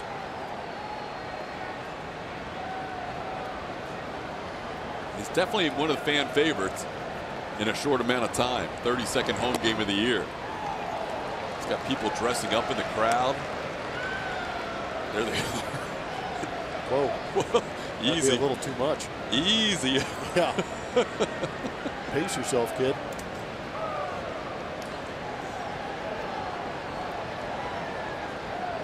Two and 1 the count. And it's 2-2. Well, they picked the right section. They're out there in right field where Reddick might get a souvenir. Yeah, I would think so. That's a good effort from that crowd. There they are. Showing a little Saturday afternoon baseball dressed as Ric Flair. Don't hold back. How do you really feel? he hits one in that section, oh man, those guys are going to go bananas. Now you hear all the woos from the Minute Maid Park crowd. And it's 3-2. That means a head start from second base for Bregman, from first base for Springer.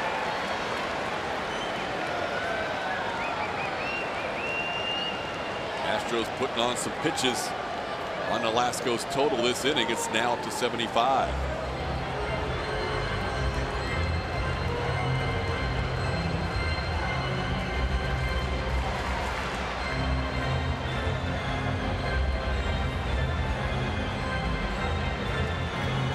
Nolasco told Martin Maldonado what pitch they were going to throw. Yeah, it was a pretty healthy conversation. They definitely wanted to be on the same page. This is an interesting situation with 3-2 outs and a guy at the plate. If you make a mistake here in this ballpark, has a chance to jump you, but at the same time, if you walk, you get yourself in a world of hurt because you've got Altuve and Correa right behind him with the bases juiced. Breaking ball, swing and a miss. Reddick goes down swinging for the final out of the inning. Astros add one, though, lead it 2-0.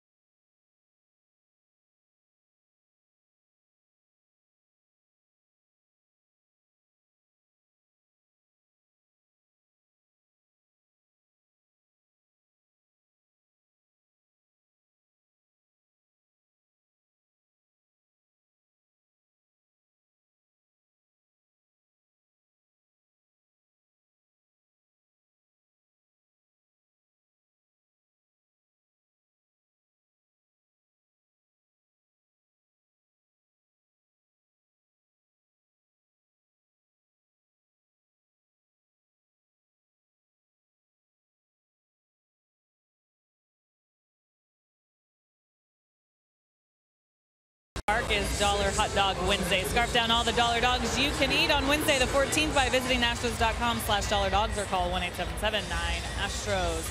We got a chance to catch up with Dallas Keuchel, who just went back on the 10-day DL with that neck inflammation. He had an MRI done from the doctors just a couple of days ago. Right now, it's just rest for Dallas Keuchel. So until he starts to pick up a ball again, we're not sure how long he's going to be out. He did say hopefully just one start, but it could be as many as a couple or even more. But they do want it to calm down, get that inflammation out of there. It's a dull pain. Sometimes it's a sharp pain, but it's bothering him. And he did also say that he hasn't really felt great here for a while. So this may be a good chance to just get him refreshed and to feeling good again, as he's had such a great season so far, guys. I should say so. I mean, you don't feel great and you have a 1.67 ERA. That's not too shabby. Yeah, that's pretty good. But he wants to be healthy. Obviously, the Astros want him to pitch at 100% health. And I think that having this 12-game lead over everybody else in the division helps you make that decision and make sure that he comes back 100% healthy. You don't want to force the issue and risk a compensatory type injury. You could tell early on the Astros were adamant when he went on the DL the first time that he would pretty much be ready at the end of that 10 days. He did not say the same thing this time around. So I had a feeling it might be more than one start that we would see Dallas miss this time. And in the process, here's Mike Fiers with an opportunity as Fiers delivers to Simmons. It's 1-2. We mentioned there was a brief time there where Keuchel had just come back and Brad Peacock was going to stay in the rotation. And AJ said it could be for one start. We don't know. But at the time, Mike Fiers was told he was going to go to the bullpen. Next day, Charlie Morton goes on the DL and Fiers is right back in there as a starter. And now, after Lance McCullers Jr., it's pretty much wide open. So you can kind of reset things now, and Mike Fiers can reestablish himself with those last 2 good outings and another one today. He can kind of reestablish himself in that rotation with these injuries we've seen to Morton and Musgrove and now Keuchel on the DL. Trying to take advantage of those opportunities, and has pitched very well in his last 2 starts. And now ahead 2-0 today, pitching in the 6th.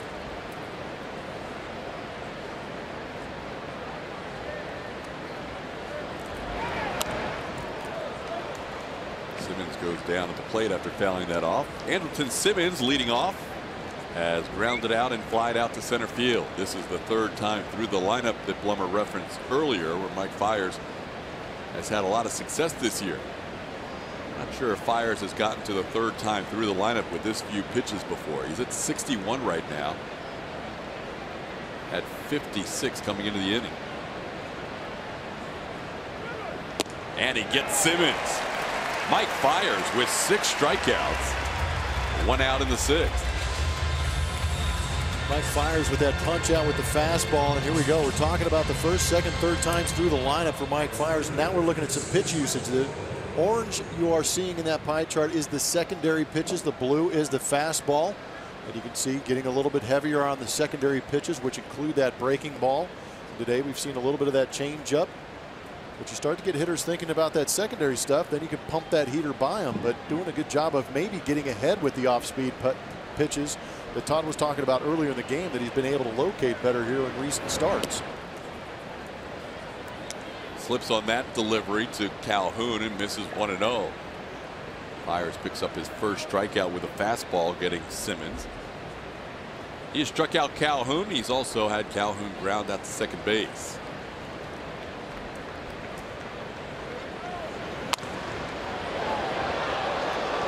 Ripped into the crowd. Astros anticipate Calhoun to pull the ball. That's why they shift 3 on the right side of the infield. Only Alex Bregman on the left side.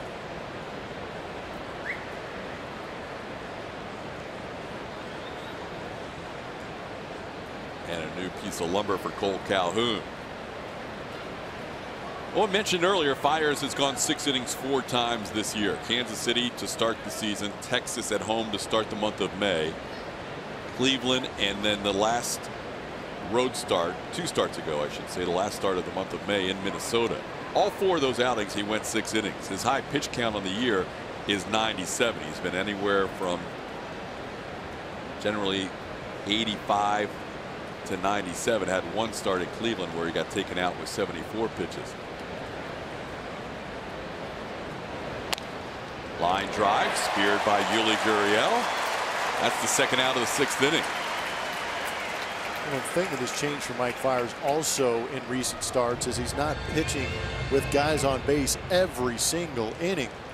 Seemed like early on, as you see Yuli making a nice snag of that line drive, is that basically the month and a half to start the season, there were guys on base. He was pitching out of the stretch immediately in every inning. And while he was effective with those runners in scoring position, that wears on you. Oh yeah, well, we talk about high leverage, high stress, and it seemed like every pitch he was throwing early on was a high leverage, high stress situation. So the pitch counts got elevated early, and eventually, AJ finally probably got tired of seeing that much damage on the bases and had to go get him. Now an 0-1 count on Albert Pujols. Pujols has reached base one of the times against Fiers. He has had 4 batters reach base, 2 via the walk, 1 hit by pitch, and then Pujols with the only hit of this game was just a little soft flare into right field. And it's now 1-2. Fiers, of course, pitched a no-hitter here at Minute Maid Park shortly after being acquired from the Brewers. And today he's only allowed that little soft hit to right field, and that's it.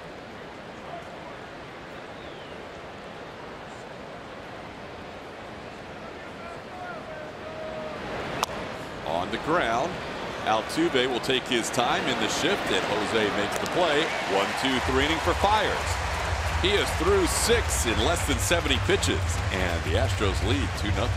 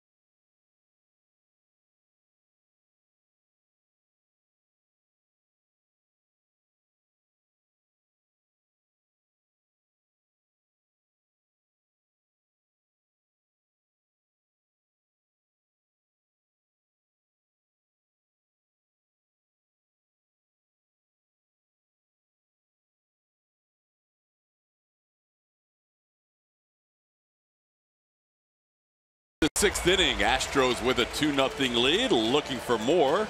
Mike Fiers has been outstanding in 6 innings of one-hit baseball so far. It'll be Jose Altuve, Carlos Correa, and Carlos Beltran due up for Houston.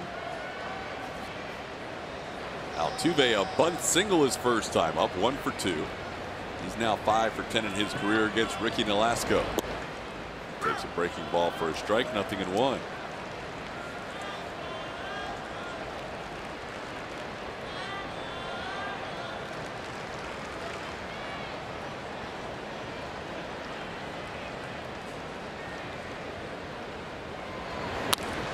Towards the middle, Simmons, a diving effort, base hit. Jose Altuve, he's 2 for 3, and he's a leadoff base runner in the 6th.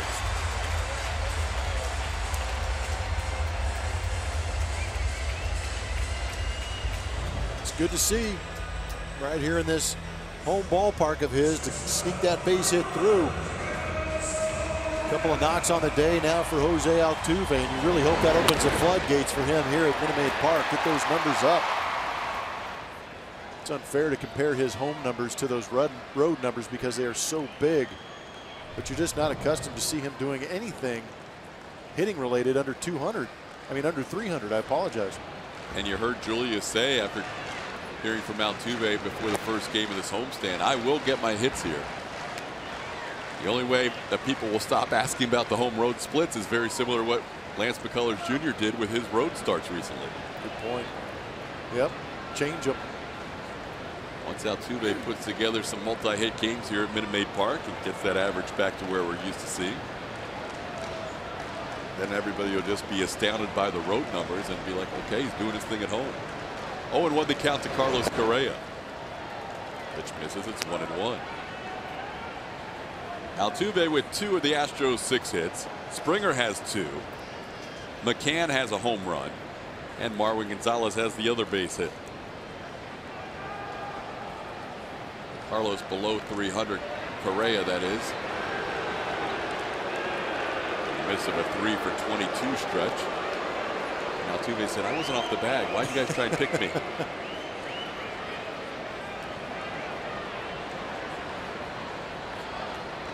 That was one where Ricky Nolasco just decided he was going to throw over, didn't even look at Altuve.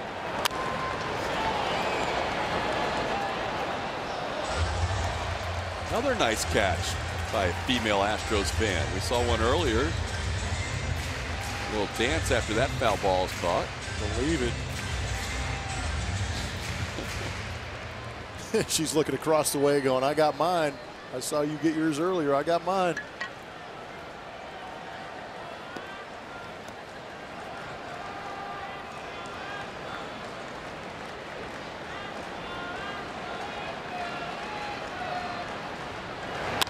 On the ground toward short. Simmons. Pennington. Wide throw. Does Cron stay on the bag? Yes, he does. That's a double play. Correa grounds into a double play. 2 outs in the 6th.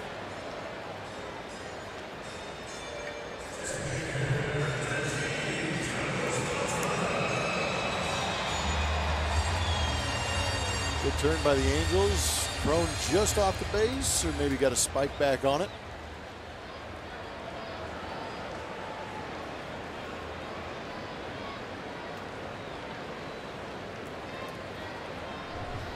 So 2 outs, bases cleared. Here's Carlos Beltran. Takes one outside for a ball. It's 1-0.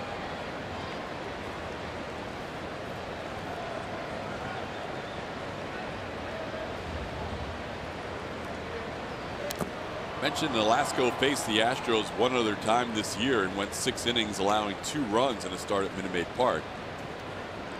So far, he's allowed 2 runs in this game. 2 outs into the 6th. Last time he needed 103 pitches to get through the 6th. Today, about to make pitch number 85. Good breaking ball catches the corner. Beltran wasn't sure. It's 1-2.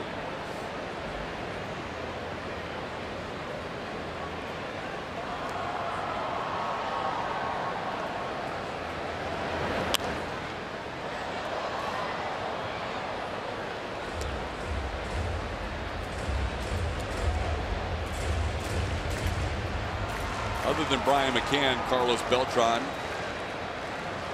the next best hitter against Ricky Nolasco coming into this game. Career .352 hitter against Nolasco.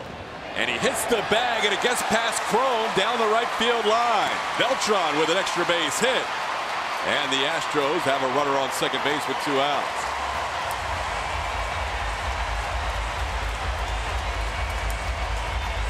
Increase your chances if you're able to hit a line drive off the first base bag to get yourself a knock. This would be a great look at it down that first base line. Line drive right at it. Cron thinks it's going foul, and then he's like, oh, I might have a shot. He does not. Anytime that ball hits the base, it's automatic fair territory call from the umpire. That breaks a tie with Chipper Jones. Beltran now with 550 career doubles. He's in 28th place by himself. Next up is a 2-man tie for 26 between Eddie Murray and Jeff Kent. Good names. Conversation between Maldonado and Ricky Nolasco with 2 outs and a base open, and Brian McCann, who is yet to get out in this ball game. Do you put him on, or do you pitch to him? The career numbers say don't challenge him. Breaking ball away. It's 1-0. And it could be one of those unintentional, intentional walks that we talked about, where he's going to throw a couple of pitches off the zone and see if he can get Brian McCann to chase. And if he gets ahead in the count, then he maybe tries to go for the strikeout or to get him to swing himself out. I have a feeling McCann sees the ball pretty good, and if he makes a mistake in the zone, he might get smashed. 1-1. McCann has hit 5 career home runs against Bronson Arroyo. That's the second most he's hit against any pitcher in his career. He's hit 9 against Ricky Nolasco, including a home run in the 2nd inning.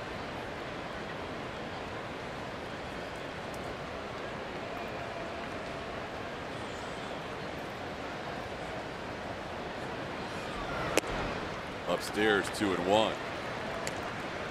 You might be right, Blummer. Even the pitch that McCann swung and missed, that was out of the zone. So far, they're just trying to get him to swing at a pitch that's not necessarily a hitter's pitch. Mero Petit starts to throw in the Angels bullpen.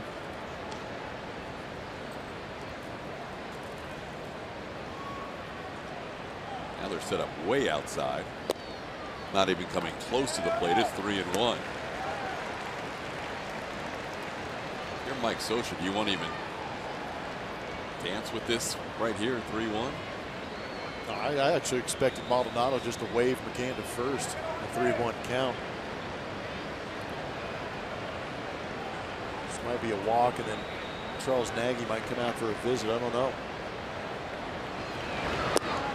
Breaking ball catches the corner, so it's 3-2. Not a perfect pitch there. Yeah, but again, not a fastball. Kind of around that outside corner. Brian McCann's not going to panic. He's going to dare him to throw him another strike right here. But again, with that strike going to a 3-2 count, Nolasco's got a decision to make on how good he wants this pitch to be.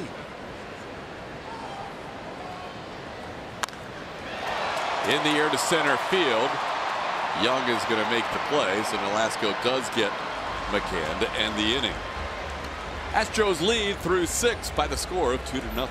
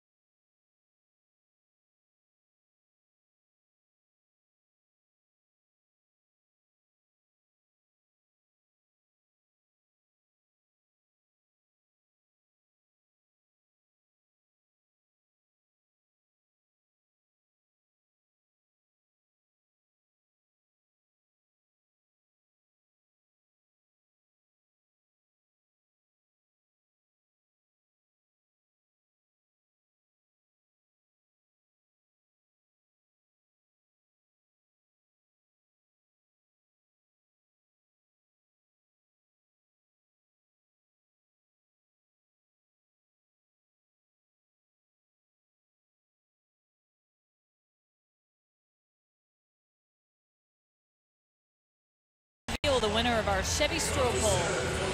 Thanks for voting in our poll at Root Sports SWs, where you can find it on Twitter. We asked you which top Astros prospect should be the next to make his debut following Francis Martes last night. 54% of you think it's going to be the outfielder Derek Fisher, who's been tearing it up for the Fresno Grizzlies. He has 16 home runs, second in the Pacific Coast League. OPS over 1,000. I think all 3 of those guys will be wearing major league uniforms before too long. Completely agree on that. Yunel Escobar leads things off for the Angels in the 7th inning and swings through the first delivery from Mike Fiers. Escobar has walked and grounded into a fielder's choice. Only 4 base runners so far today for the Angels, and 1 has reached scoring position. Martin Maldonado back in the 5th. Fiers ahead 0-2. Fiers started this inning with 69 pitches on his ledger, trying to go deeper in this game than he has at any point this season.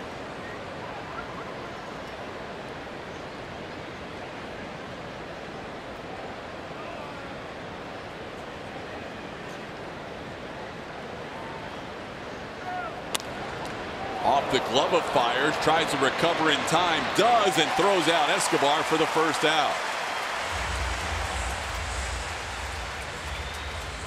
Nice play by Mike Fiers.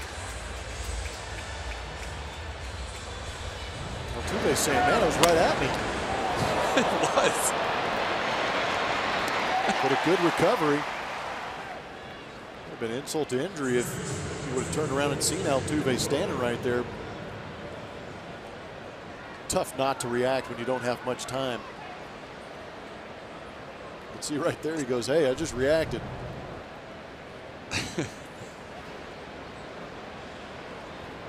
Here's C.J. Cron. 6 1/3 innings now. The deepest for Fiers, and he's still only at 73 pitches. 3rd consecutive Very solid start from Mike Fiers. Strike at the knees, 1-1. Change up.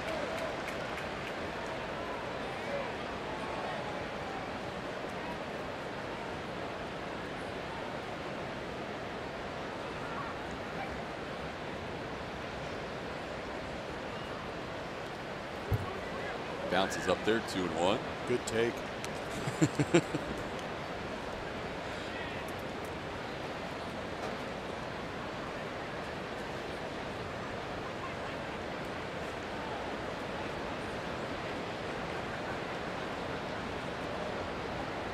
The only hit Fiers allowed, that Albert Pujols single to right.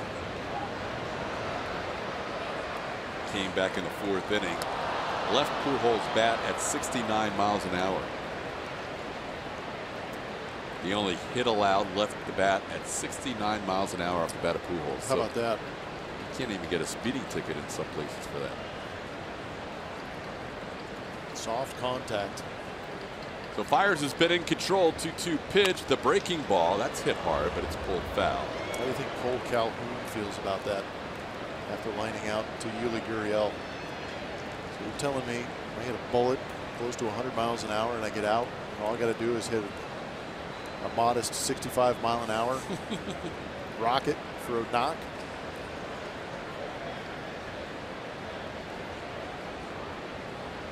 Game's not fair.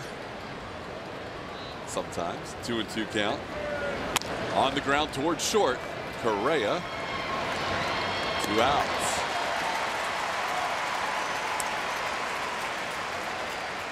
MLB.TV Premium is back and better than ever with great picture quality and a free at-bat premium subscription, so you can watch every out-of-market regular season game live on over 400 mobile and connected devices. Blackout and other restrictions apply. Visit MLB.TV for details.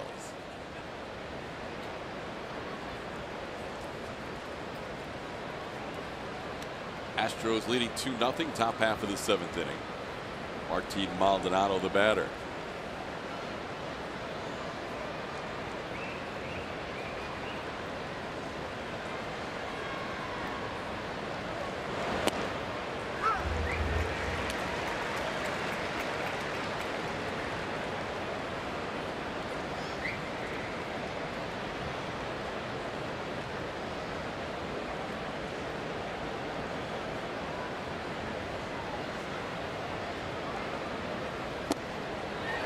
Nothing in 2.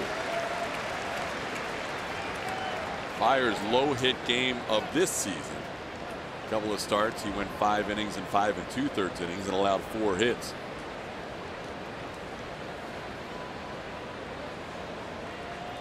Maybe it has something to do with the location of Los Angeles.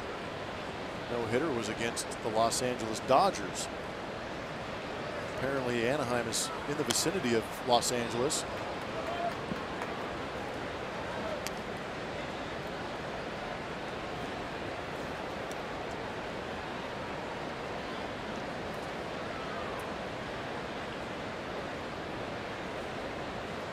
AJ Hinch was hoping for an extended outing from Fiers, and he ends up with his deepest start of the season so far. And he gets Maldonado swinging. That is 7 strikeouts. Fiers through 7 with a 1-hit shutout. Astros lead 2-0.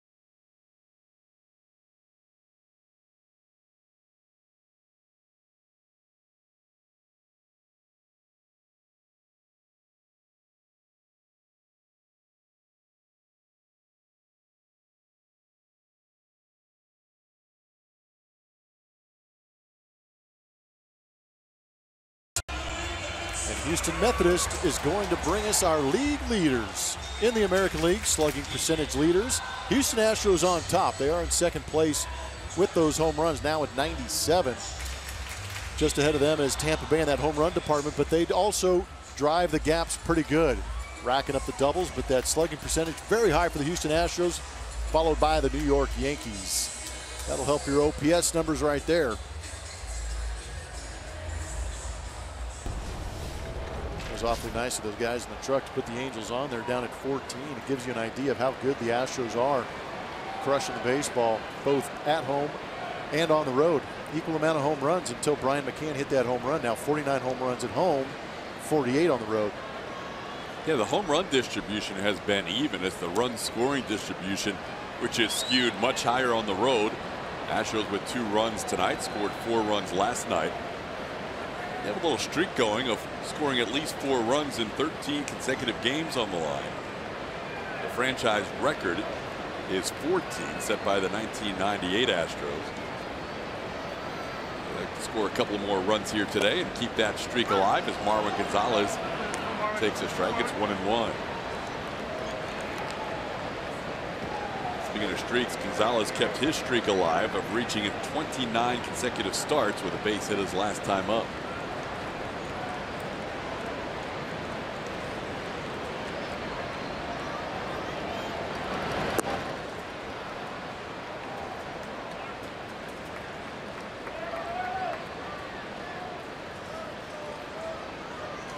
Should have expected the pitching duel, huh? With all those numbers that we were throwing out there earlier, the home runs given up by both guys. Even though the Astros have a couple of runs, numbers didn't tell you that this was going to happen. Mike Fiers actually has very good numbers here at Minute Maid Park, but Nolasco is the guy you thought would get throttled. Good play by the second baseman Pennington to his right. Yeah, if you just went based on FIP, you wouldn't expect a 2-0 game in the 7th inning. Not at all. A lot of home runs for both starters allowed coming in, but for Fiers, he's now into his 3rd consecutive start without allowing a home run. Looking back on Fiers' game log, he went 7 innings 5 times last year. This is the first time he's gone 7 innings this year. The last time he pitched more than 7 innings in a start was the first no-hitter in Minute Maid Park history, August 21st, 2015, when he went the distance. And right now, there is nobody warming in the Astros bullpen, so Fiers will get the ball to start the 8th. 2-0 the count to Yuli Gurriel. Gurriel hit one deep to center field his last time, which was caught on the track nicely by Eric Young Jr. But it resulted in a sacrifice fly. He's officially 0 for 1.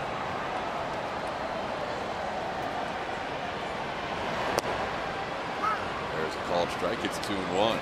Ooh, it's borderline in the 2-0 count. It's a good take by Yuli. You don't want to expand the zone in that 2-0 count. Line drive into left field. That's a base hit for Yuli Gurriel. Yuli, a 1-out base runner, hit number 8 for the Astros. Good piece of hitting by Yuli. Seen him do that all year long. Take the fastball and go back up the middle the other way, and he takes the off-speed stuff, and if he can get around it, he'll hook it into that left field area. Did a good job of it right there to start off this 7th inning. Jake Marisnick pinch running for Yuli Gurriel at first base. You would think Jake would move to the outfield and Marwin Gonzalez would come in from left to play first. So Yuli's day is done, 1 for 2 with an RBI.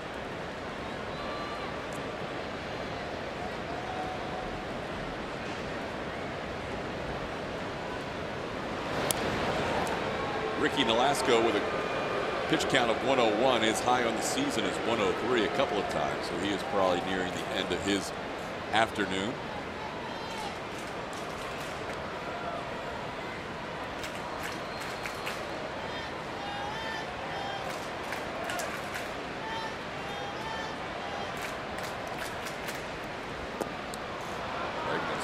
Misses, 0-1. Slider from Nolasco to start the count. Alex is flied to center and grounded into a fielder's choice.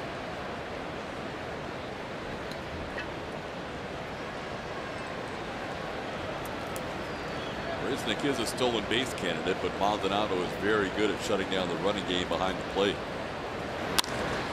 Line drive center field. Eric Young Jr. is there for out number 2. Well, Bregman retired, and the Astros will have the top of the order due up.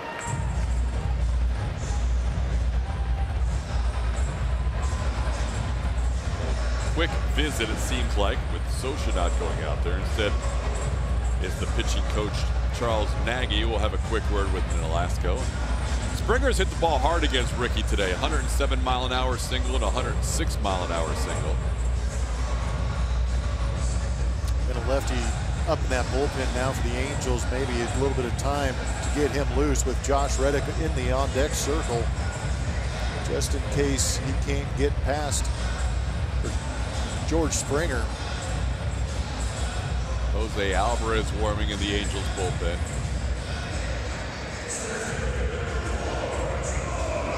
Yusmeiro Petit had been warming. You can see he is resting and ready to go. Well, Springer has seen the pitches well out of the hand of Ricky Nolasco today. A couple of line drive bullet singles.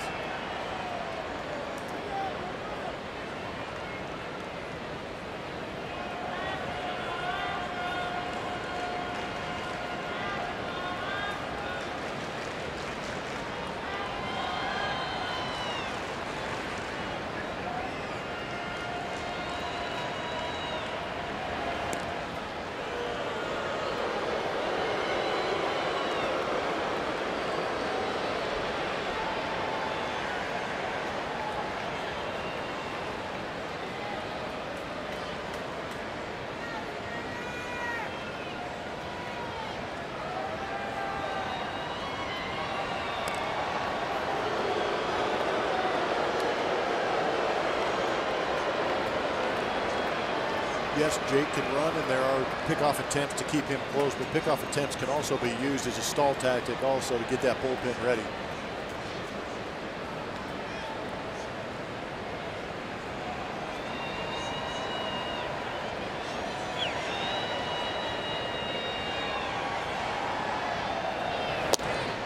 Called strike, 0-1. We thought it was a big crowd today, Blummer. It was a sellout. Nice. 41,296 watching Astros baseball on this Saturday. Go Astro fans. Nicely done. Doing a job with voting for their favorite All-Stars. They're also showing up in big numbers here at Minute Maid Park.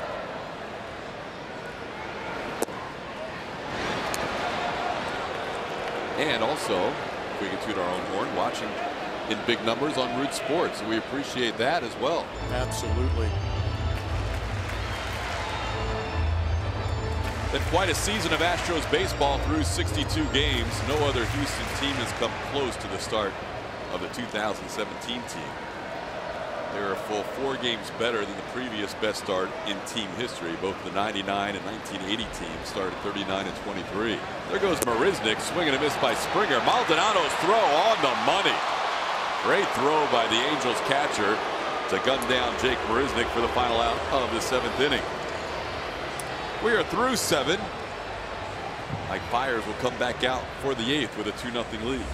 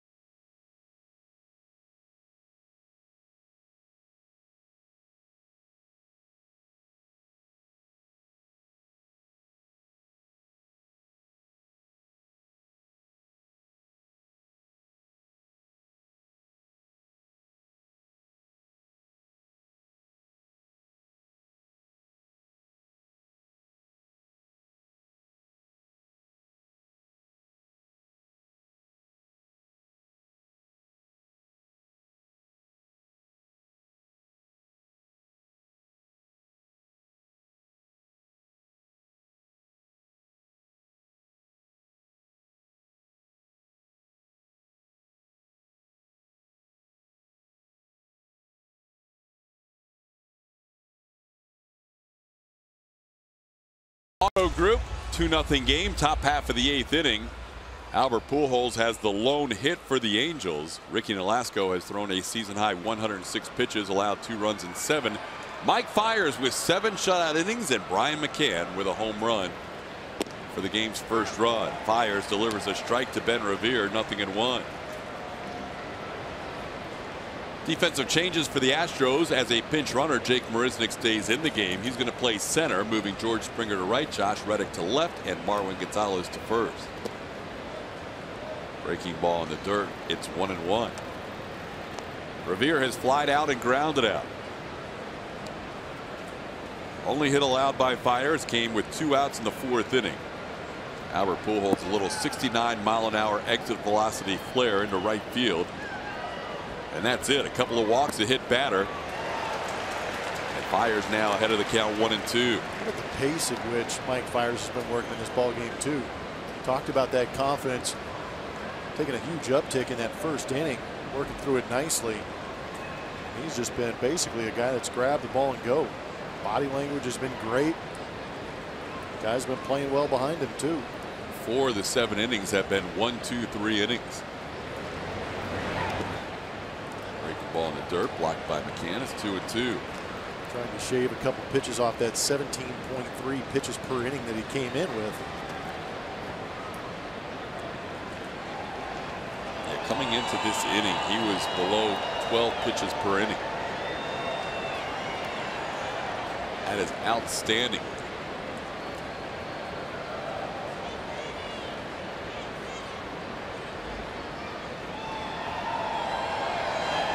On the ground towards short, past Carlos Correa into center field. I'll skip past Carlos Correa, and Revere on first base.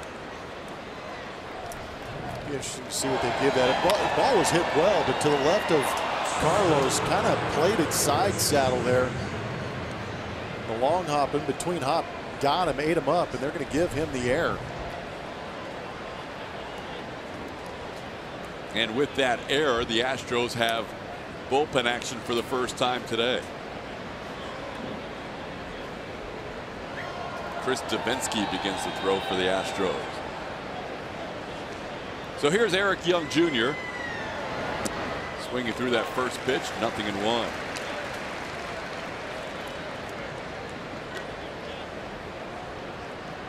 Be a tough guy to double up right here.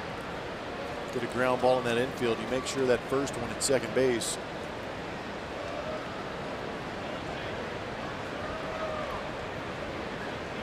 And before the slide rule, you had to worry about the speed of the guy at first base. Because usually if they ran pretty fast, they'd come into second base and blow you up in a hurry.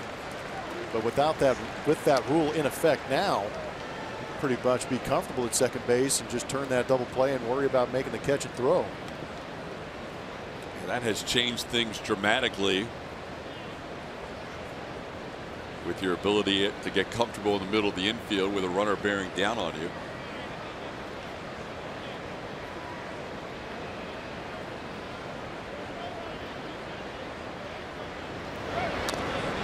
Fouled at the plate, in and out of the glove of McCann. It stays 0-2.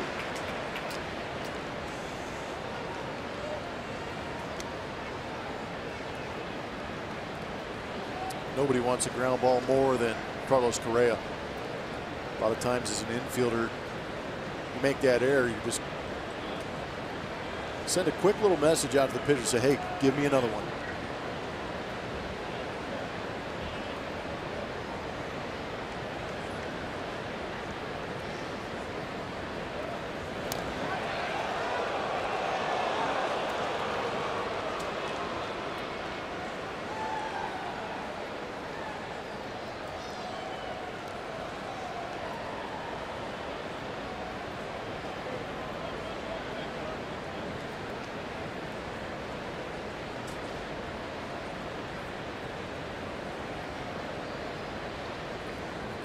Long look in from Fiers with a count of 0-2.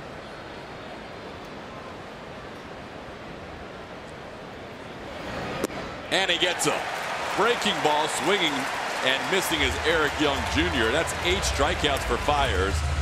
and the deepest he's gone into a start since his no-hitter in 2015. Good pitch, and it's good to see Mike Fiers not let that error affect him so far, battling back to get that strikeout of Eric Young Jr. Luis Valbuena will pinch hit for Cliff Pennington.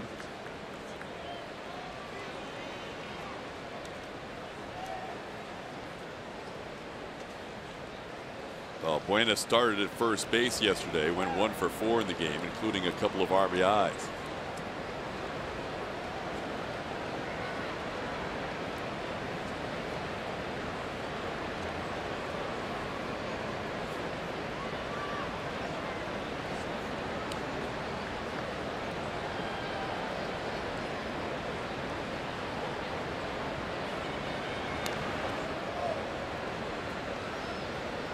Mike Fiers, we mentioned, has been throwing a lot more curveballs and changeups than cutters and sliders, and today we've seen exactly 1 cutter and 1 slider from him.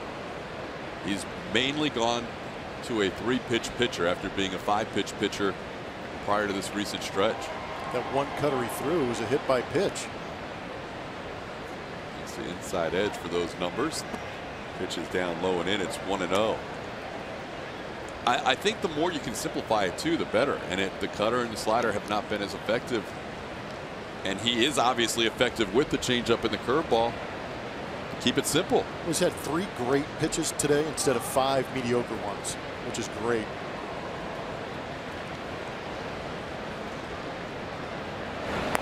We saw that in his last start. He threw 1 slider in his last start and 3 cutters, and the rest were fastballs, curveballs, and changeups.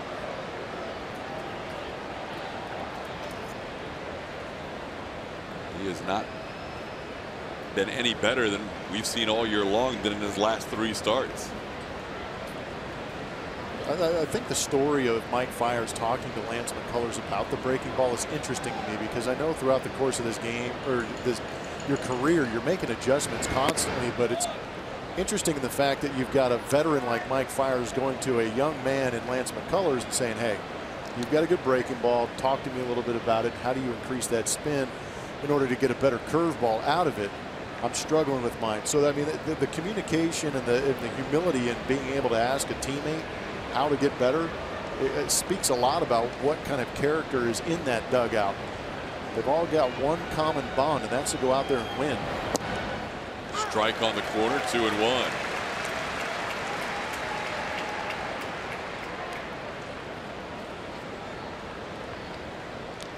May have read that Sports Illustrated article also. Said Lance might be a good guy to talk to about the curveball. There you go. Get National Pub about it. Why not? But this guy's in my dugout. I got to talk to him about the breaking ball. Well, Fiers has always had that big 12-6 breaking ball, but we're seeing a little bit sharper break to it. So he's making a breaking ball he had before just a little bit better.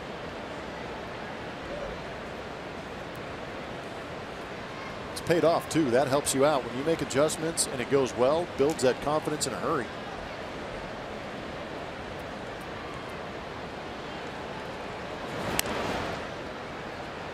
Revere drawing the attention of Fiers. Angels like to run. They stole 4 bases with Cameron Maybin in last night's game, matching a franchise record. In the process, they passed the Texas Rangers for most stolen bases in the American League.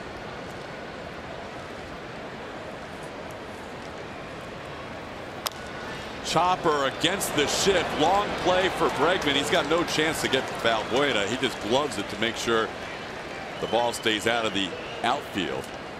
So an error, now a big 2-hopper, and Fiers' afternoon is going to be over.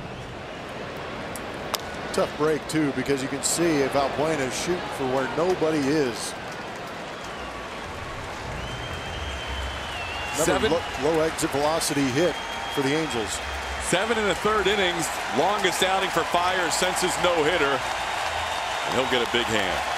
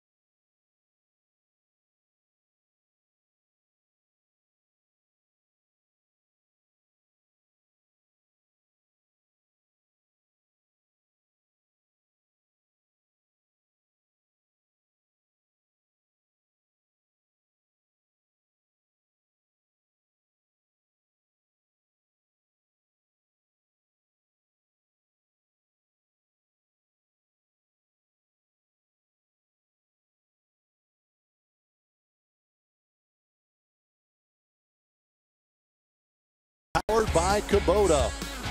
Mike Fiers did a phenomenal job today going deep into this ball game. 7 1/3 innings pitched. He's responsible for the 2 base runners out there, but he did a phenomenal job of mixing the fastball with the good breaking ball he's developed in the last couple of starts and the changeup. Got himself 8 punch-outs, and another big number for Mike Fiers moving forward is keeping that ball in the ballpark. He did a great job. Did not give up a home run in his 3rd straight start. See those numbers in those last 3 starts, including today. No earned runs so far. 7 punch-outs. Through 95 pitches, 2 shy of his season high, and he gives way to Chris Davinsky. Davinsky faces the top of the order, Andrelton Simmons, with 2 on and 1 out. Devo's been pitching every other day for the past week. Here in the Thursday game against the Kansas City Royals.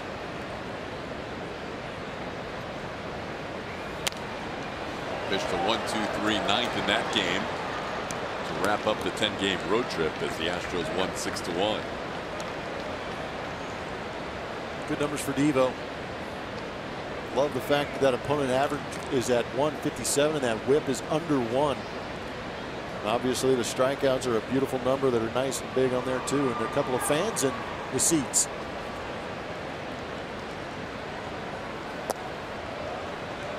Barely noticed they were Devo fans, huh? We're getting some very creative fans in attendance today. I like it. Could flip those over and head out on a boat on the lake later on this afternoon. 2-1 the count to Simmons. Revere on second, pitch runner on first, and Espinosa. They both steal a base. No throw attempted. Revere with his 4th stolen base, and Espinosa picks up the steal as well. That's his 2nd.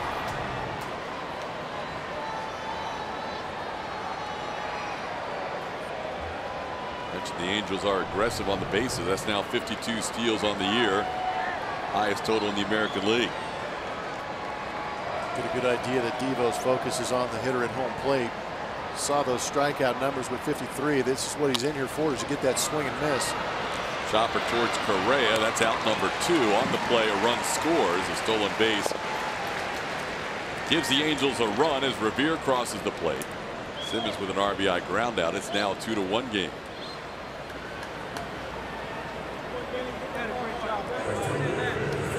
Times we've seen A.J. Hinch playing the infield back with the runner at 3rd base, but it was because that trail runner took off on that double steal.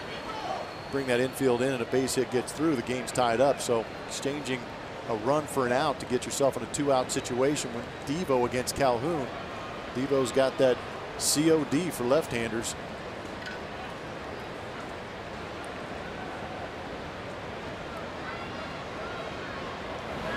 Fastball upstairs, 1-0. A rare inherited run scoring against Chris Davinsky's ledger. He had gone 14 previous inherited runners with only 2 scoring. See, Calhoun's got a couple of hits against Davinsky.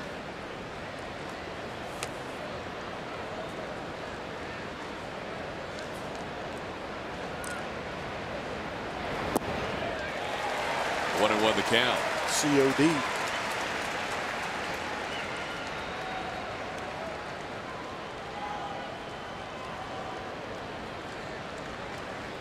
Mike Fiers for 7 1/3 innings. Now Chris Davinsky trying to get through the 8th.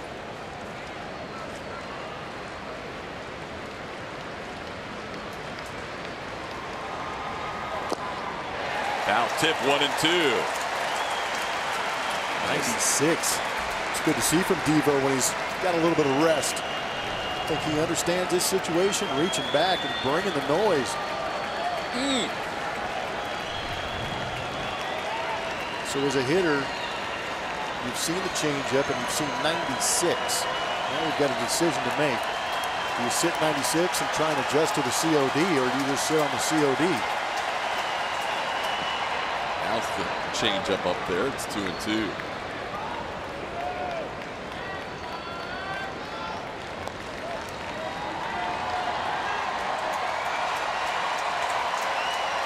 Nair to open this inning. Came around to score the Angels' only run.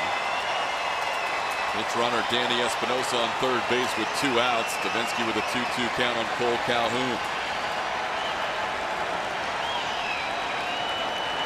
He got him.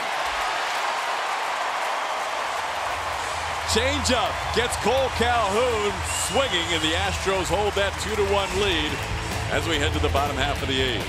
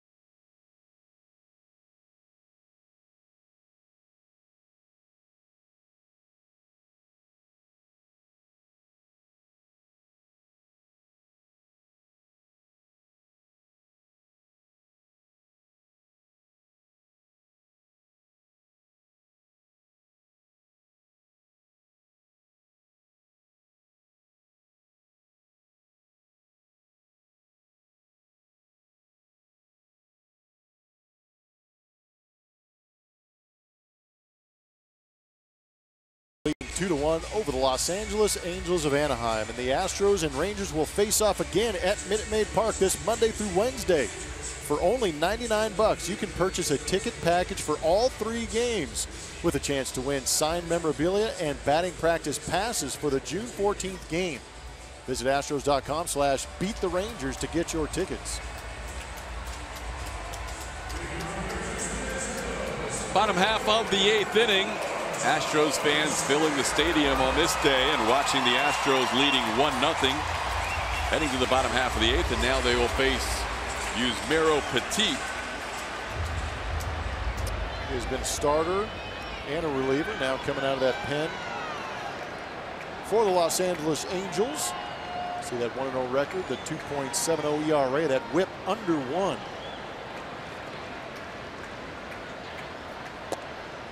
Starts out George Springer with a strike, 0-1. Petit takes over for Ricky Nolasco, who went 7 innings, threw a season-high 106 pitches. Springer had a couple of those base hits, 2 of the 8 hits against Nolasco. Petit delivers a breaking ball up high for a ball. That was the curveball at 75 miles an hour. Throws a fastball, changeup, curve, and cutter. Threw a slider last year, but not throwing the slider this season.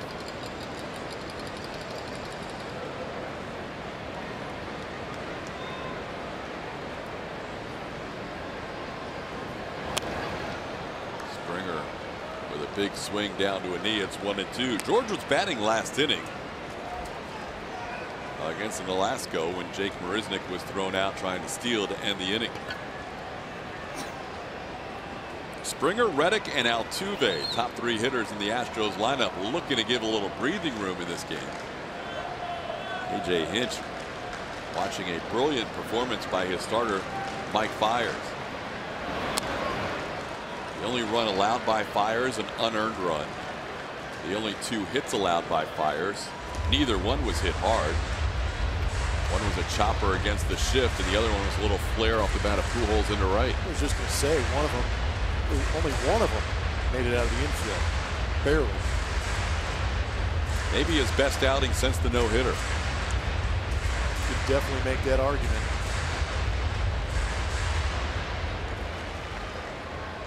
Good to see Fiers. That's 3 in a row now. As Plummer mentioned, 3 in a row where he didn't allow a home run, but also 3 in a row where he's just been as good as we've seen all year. In the air down the right field side, and a nice play, sliding catch by the first baseman C.J. Cron for out number 1. Julia?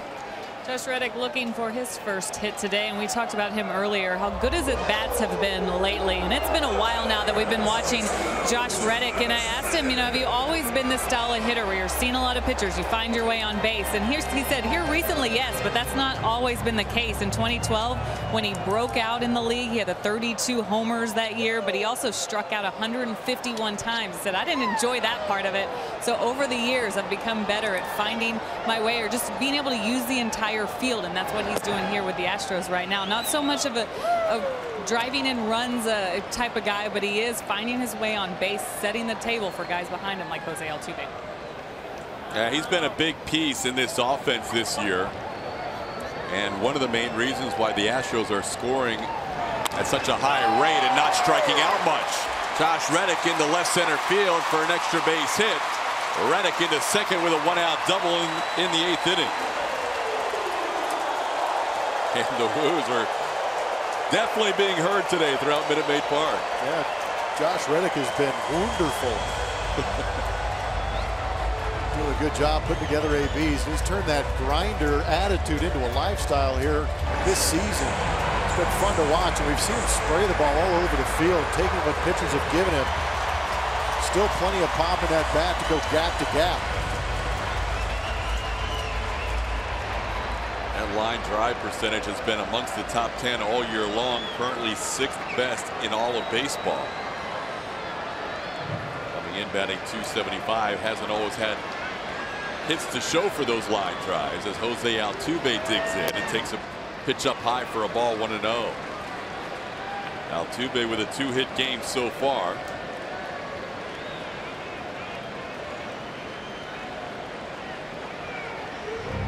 Astros could use an extra run here for insurance. The Angels have their 3, 4, 5 hitters due up in the 9th. Albert Pujols, Yunel Escobar, and C.J. Cron.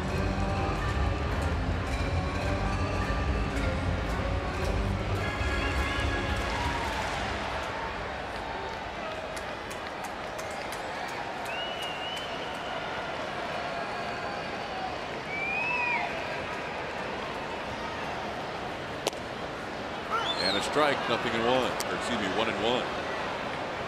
Astros with 9 hits, Angels with 2.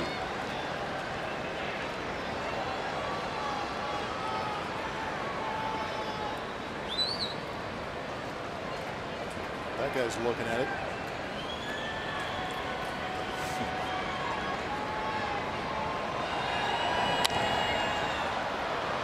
Foul back, 1-2.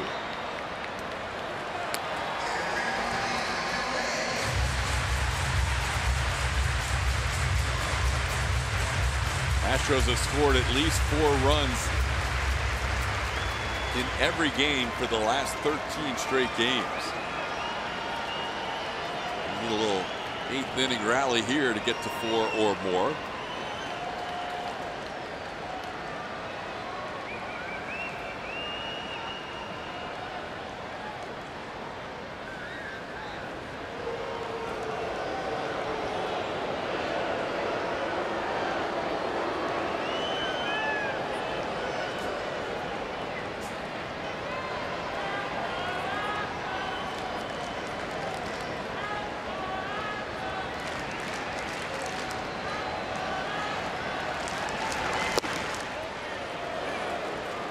Two.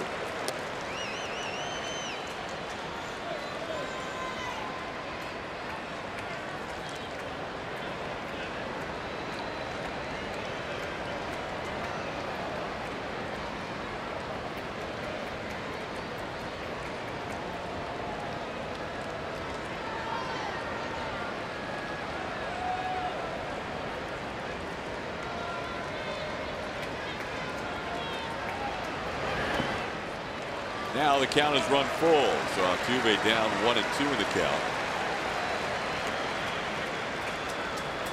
Now it's back to 3-2 and has Petit shaking his head.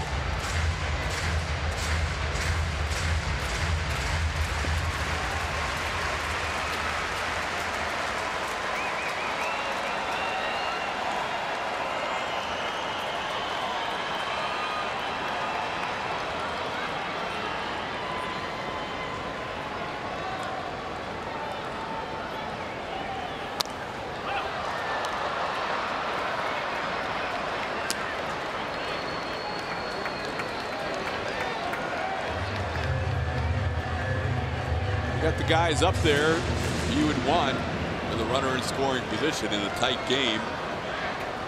Jose Altuve followed by Carlos Correa. And then Carlos Beltran. Bench coach Alex Cora.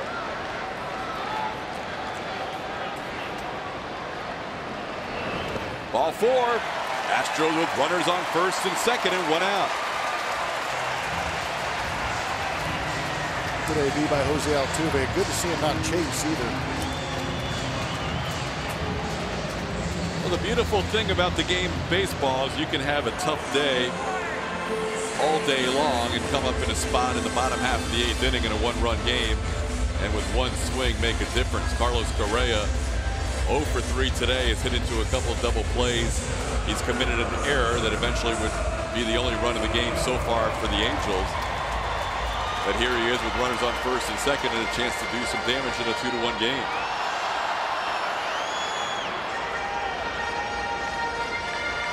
He has been up to the plate quite a bit with runners in scoring position.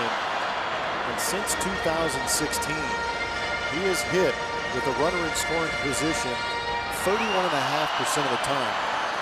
It's a pretty considerable amount. That is 3rd out of 196 guys. Astros have put a lot of runners in front of him. See if he can drive one in here. Pitches a strike, 0-1. Carlos was on such a tear going through that Ranger series. The month of May until the first few days of June. But since then, just 3 for 23, including today, where he's hit into a couple of double plays and struck out. But a chance here with Reddick on second and Altuve on first in a 2-1 game. Out of the way, it's 0-2.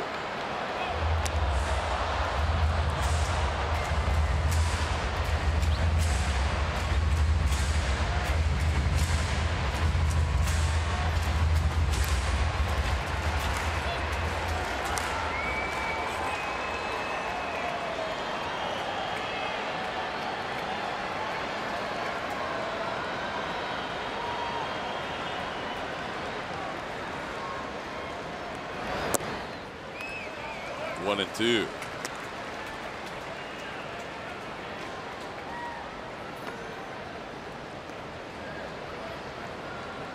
Double by Josh Reddick with 1 out. A 7-pitch walk to Jose Altuve, first and second, and a 1-2 count on Carlos Correa.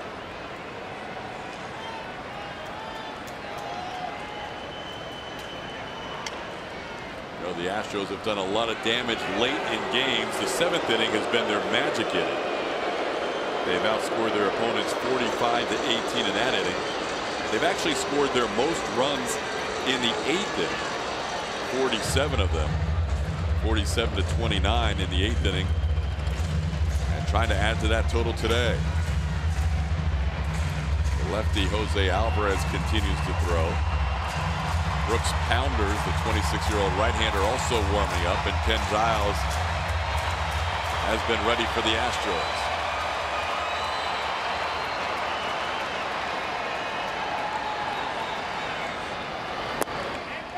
Two and two.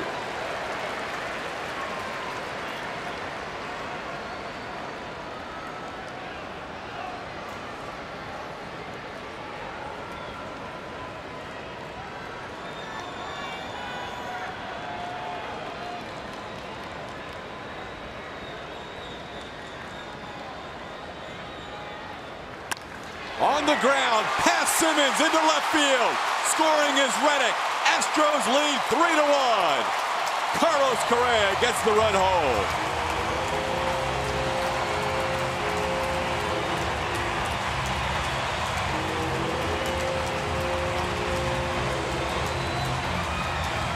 Coming up clutch for the Houston Astros, answering back after giving up that run to the Angels.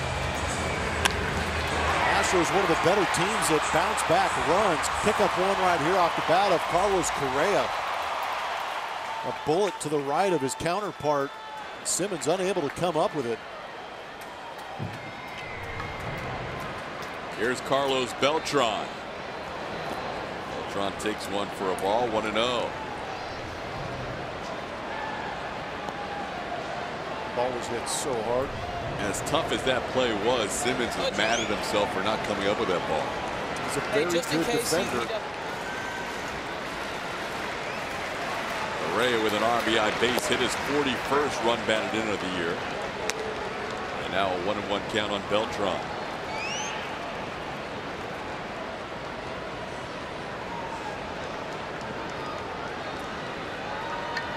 Correa was in the top 10 in RBIs coming into this game. Beltran into center field. Eric Young Jr. is back. Altuve will tag at second. And Altuve gets to third. Correa stays at first. So the Astros with runners now at first and third with 2 outs.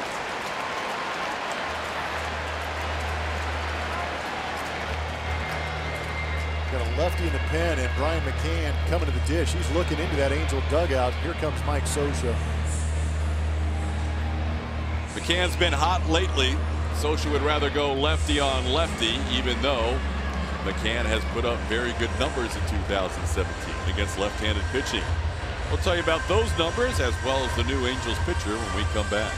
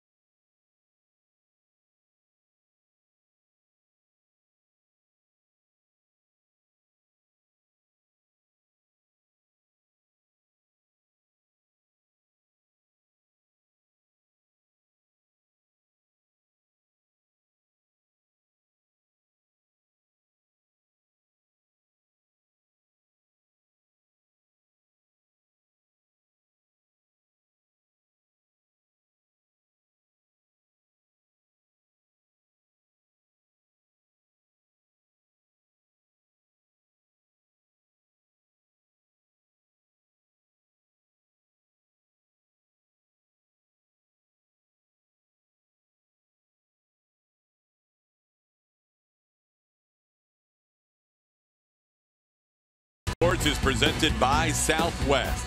Yes to low fares with nothing to hide. That's transparency. Like Fiers with his best start of the season and perhaps his best start since his no-hitter. 7 1/3 innings of 2 hit, 1 run, no earned run baseball. And now the Astros adding a run in the bottom half of the 8th inning. It's a 3-1 game. Ryan McCann will face the left-hander Jose Alvarez. He's got several pitches. We saw him last night. Fastball, changeup, curveball, cut fastball, and slider. He's amongst the league leaders with those 31 appearances, now making his 32nd. See that whip right around 1. It seems like the runners that do get on often score. That ERA at 4.5. McCann has been very good against left-hand pitching this year, an OPS of 1140 coming into this at bat. And he has been on a nice run lately since the Kansas City series, including a home run today. There's a strike, 0-1.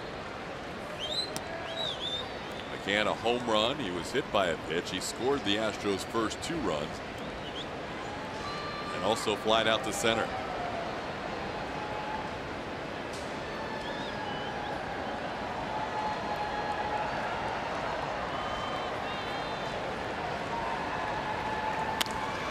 Popped high in the air.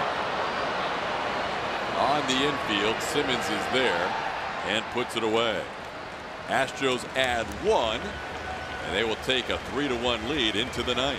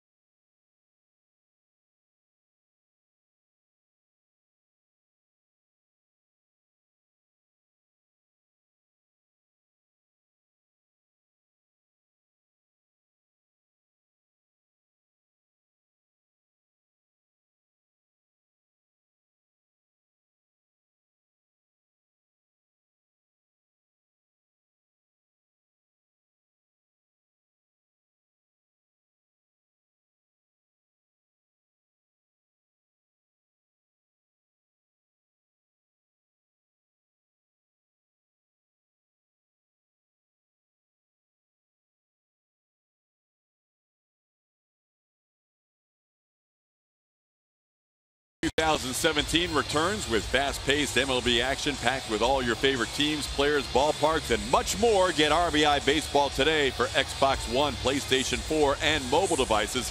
Learn more at RBIGame.com. Ninth inning baseball. 41,296 at Minute Maid Park today. A sellout crowd. The Astros leading 3-1. 3, 4, and 5 hitters are due up for the Angels, and they will face Ken Giles. Save situation for Ken Giles, out there making his 27th appearance. You see in 17 previous save opportunities, he's picked up 15 saves, 29 strikeouts. He's given up 18 hits in those 24 1/3 innings. He will face Albert Pujols, Yunel Escobar, and C.J. Cron. Pujols had one of the 2 hits against Mike Fiers. 1 for 3 in the game. A little flare single to right. He starts out Pujols with a fastball, does Giles upstairs 1-0. Seems like Giles' velocity just a tick or 2 higher here in late May, early June than it was earlier in the season. And consistently around 98, 99 recently. 98. That missed. It's 2-0.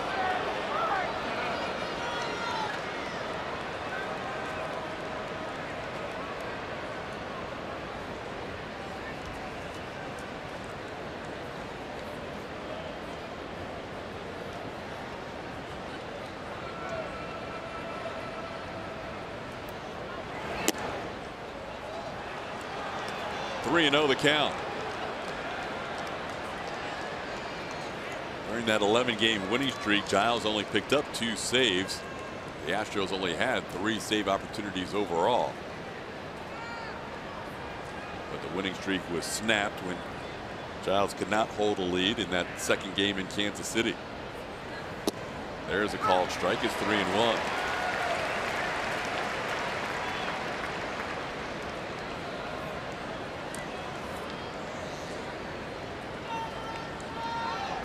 Fiers for 7 1/3 innings.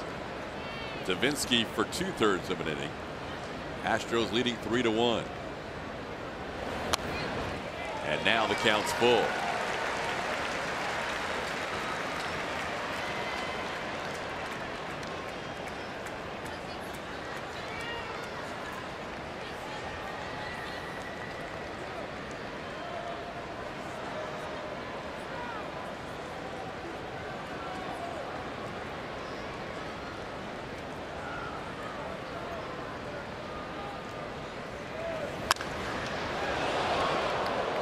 Turned on that fastball and pulled it foul. Still 3-2. Yeah, in case you're wondering if Albert can still get the head out on a fastball, he can't. I'm sure he was sitting on that and anticipating it, but does a good job at 97, bringing the hands in to get the head out and turn on that. Just a loud strike for right now.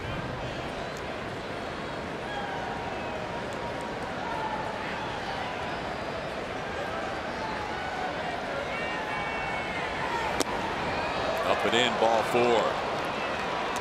So a leadoff walk to Albert Pujols will bring the tying run to the plate. It's kind of curious now that Albert Pujols is on what Mike Scioscia might do. We know Cameron Maybin came off the DL yesterday, was on base and stole 4 bases against Brian McCann. He's on the bench right now and available, but they're trying to protect a groin. There you see Cameron Maybin. Wonder if they're going to wait a little bit, because Albert Pujols is only the second run in this game. The third run is going to be the one that ties it up. Maybin has a helmet ready, so he could easily pinch run at some point. Strike to Escobar.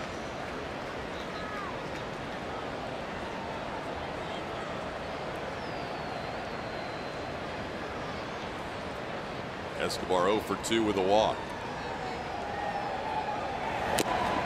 And a foul, 0-2.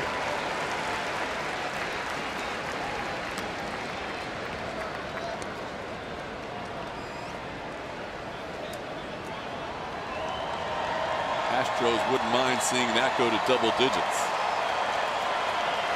9 double plays hit into.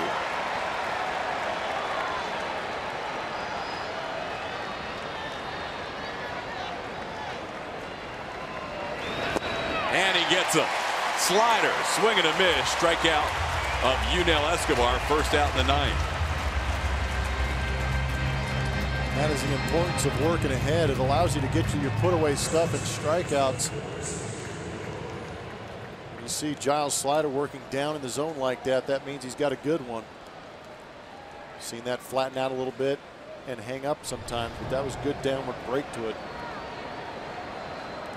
Now Giles will face C.J. Cron, who has been a nemesis against him. Had some swinging on the pass ball, nothing in 1. See Cron's numbers against Giles: 3 for 3, 2 doubles, a walk, and a hit by pitch. 5 appearances. Giles has yet to retire him. Wouldn't be a bad time to start here. On the ground foul, and Giles ahead of Cron, nothing in 2.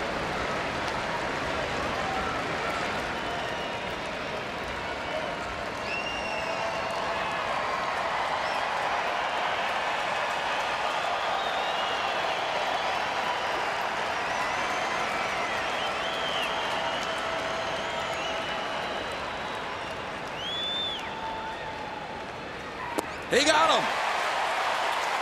Slider gets Escobar, and now he gets C.J. Cron. Back-to-back strikeouts. That's a big out for Giles against the guy who had given him some problems. It's a very big out. Gutsy going back to that slider after the one he hung previously. They threw a much better one here to get the strikeout. Nicely done by Ken Giles. Now he will face Martin Maldonado, and the sellout crowd at Minute Maid Park is starting to get to their feet.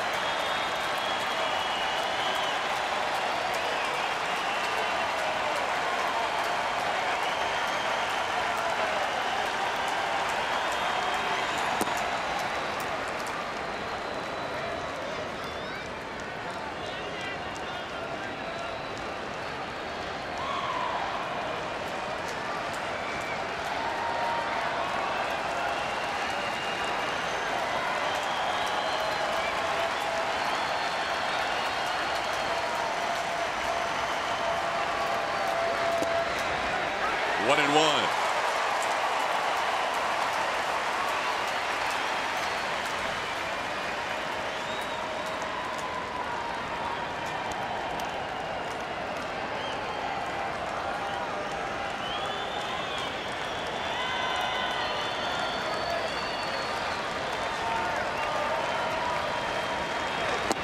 Pujols takes second on a called strike, 1-2.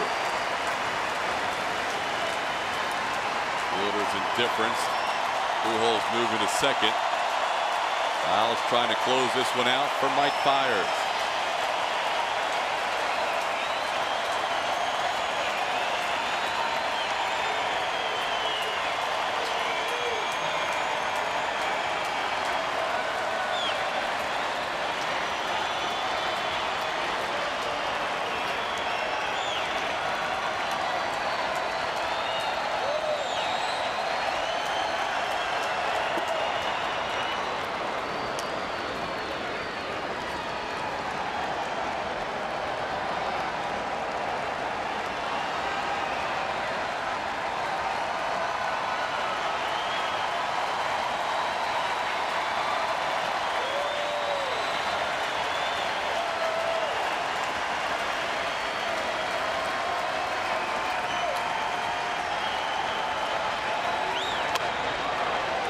Maldonado stays alive.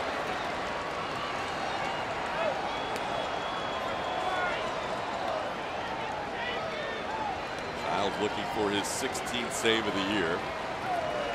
Coming in fourth in the American League in that category.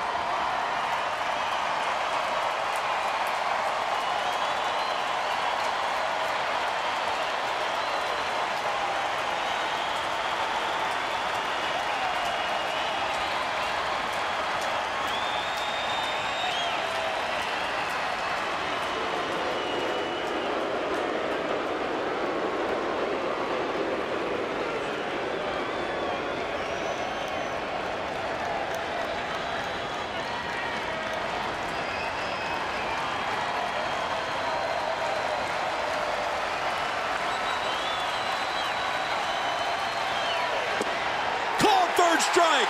Astros win 99 at the knees.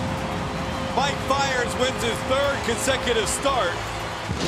Ken Giles picks up his 16th save. And the Astros have won this game 3-1. Giles has a nasty slider. You can't sit on that and adjust to that. Just some heat at the knees. Game winner.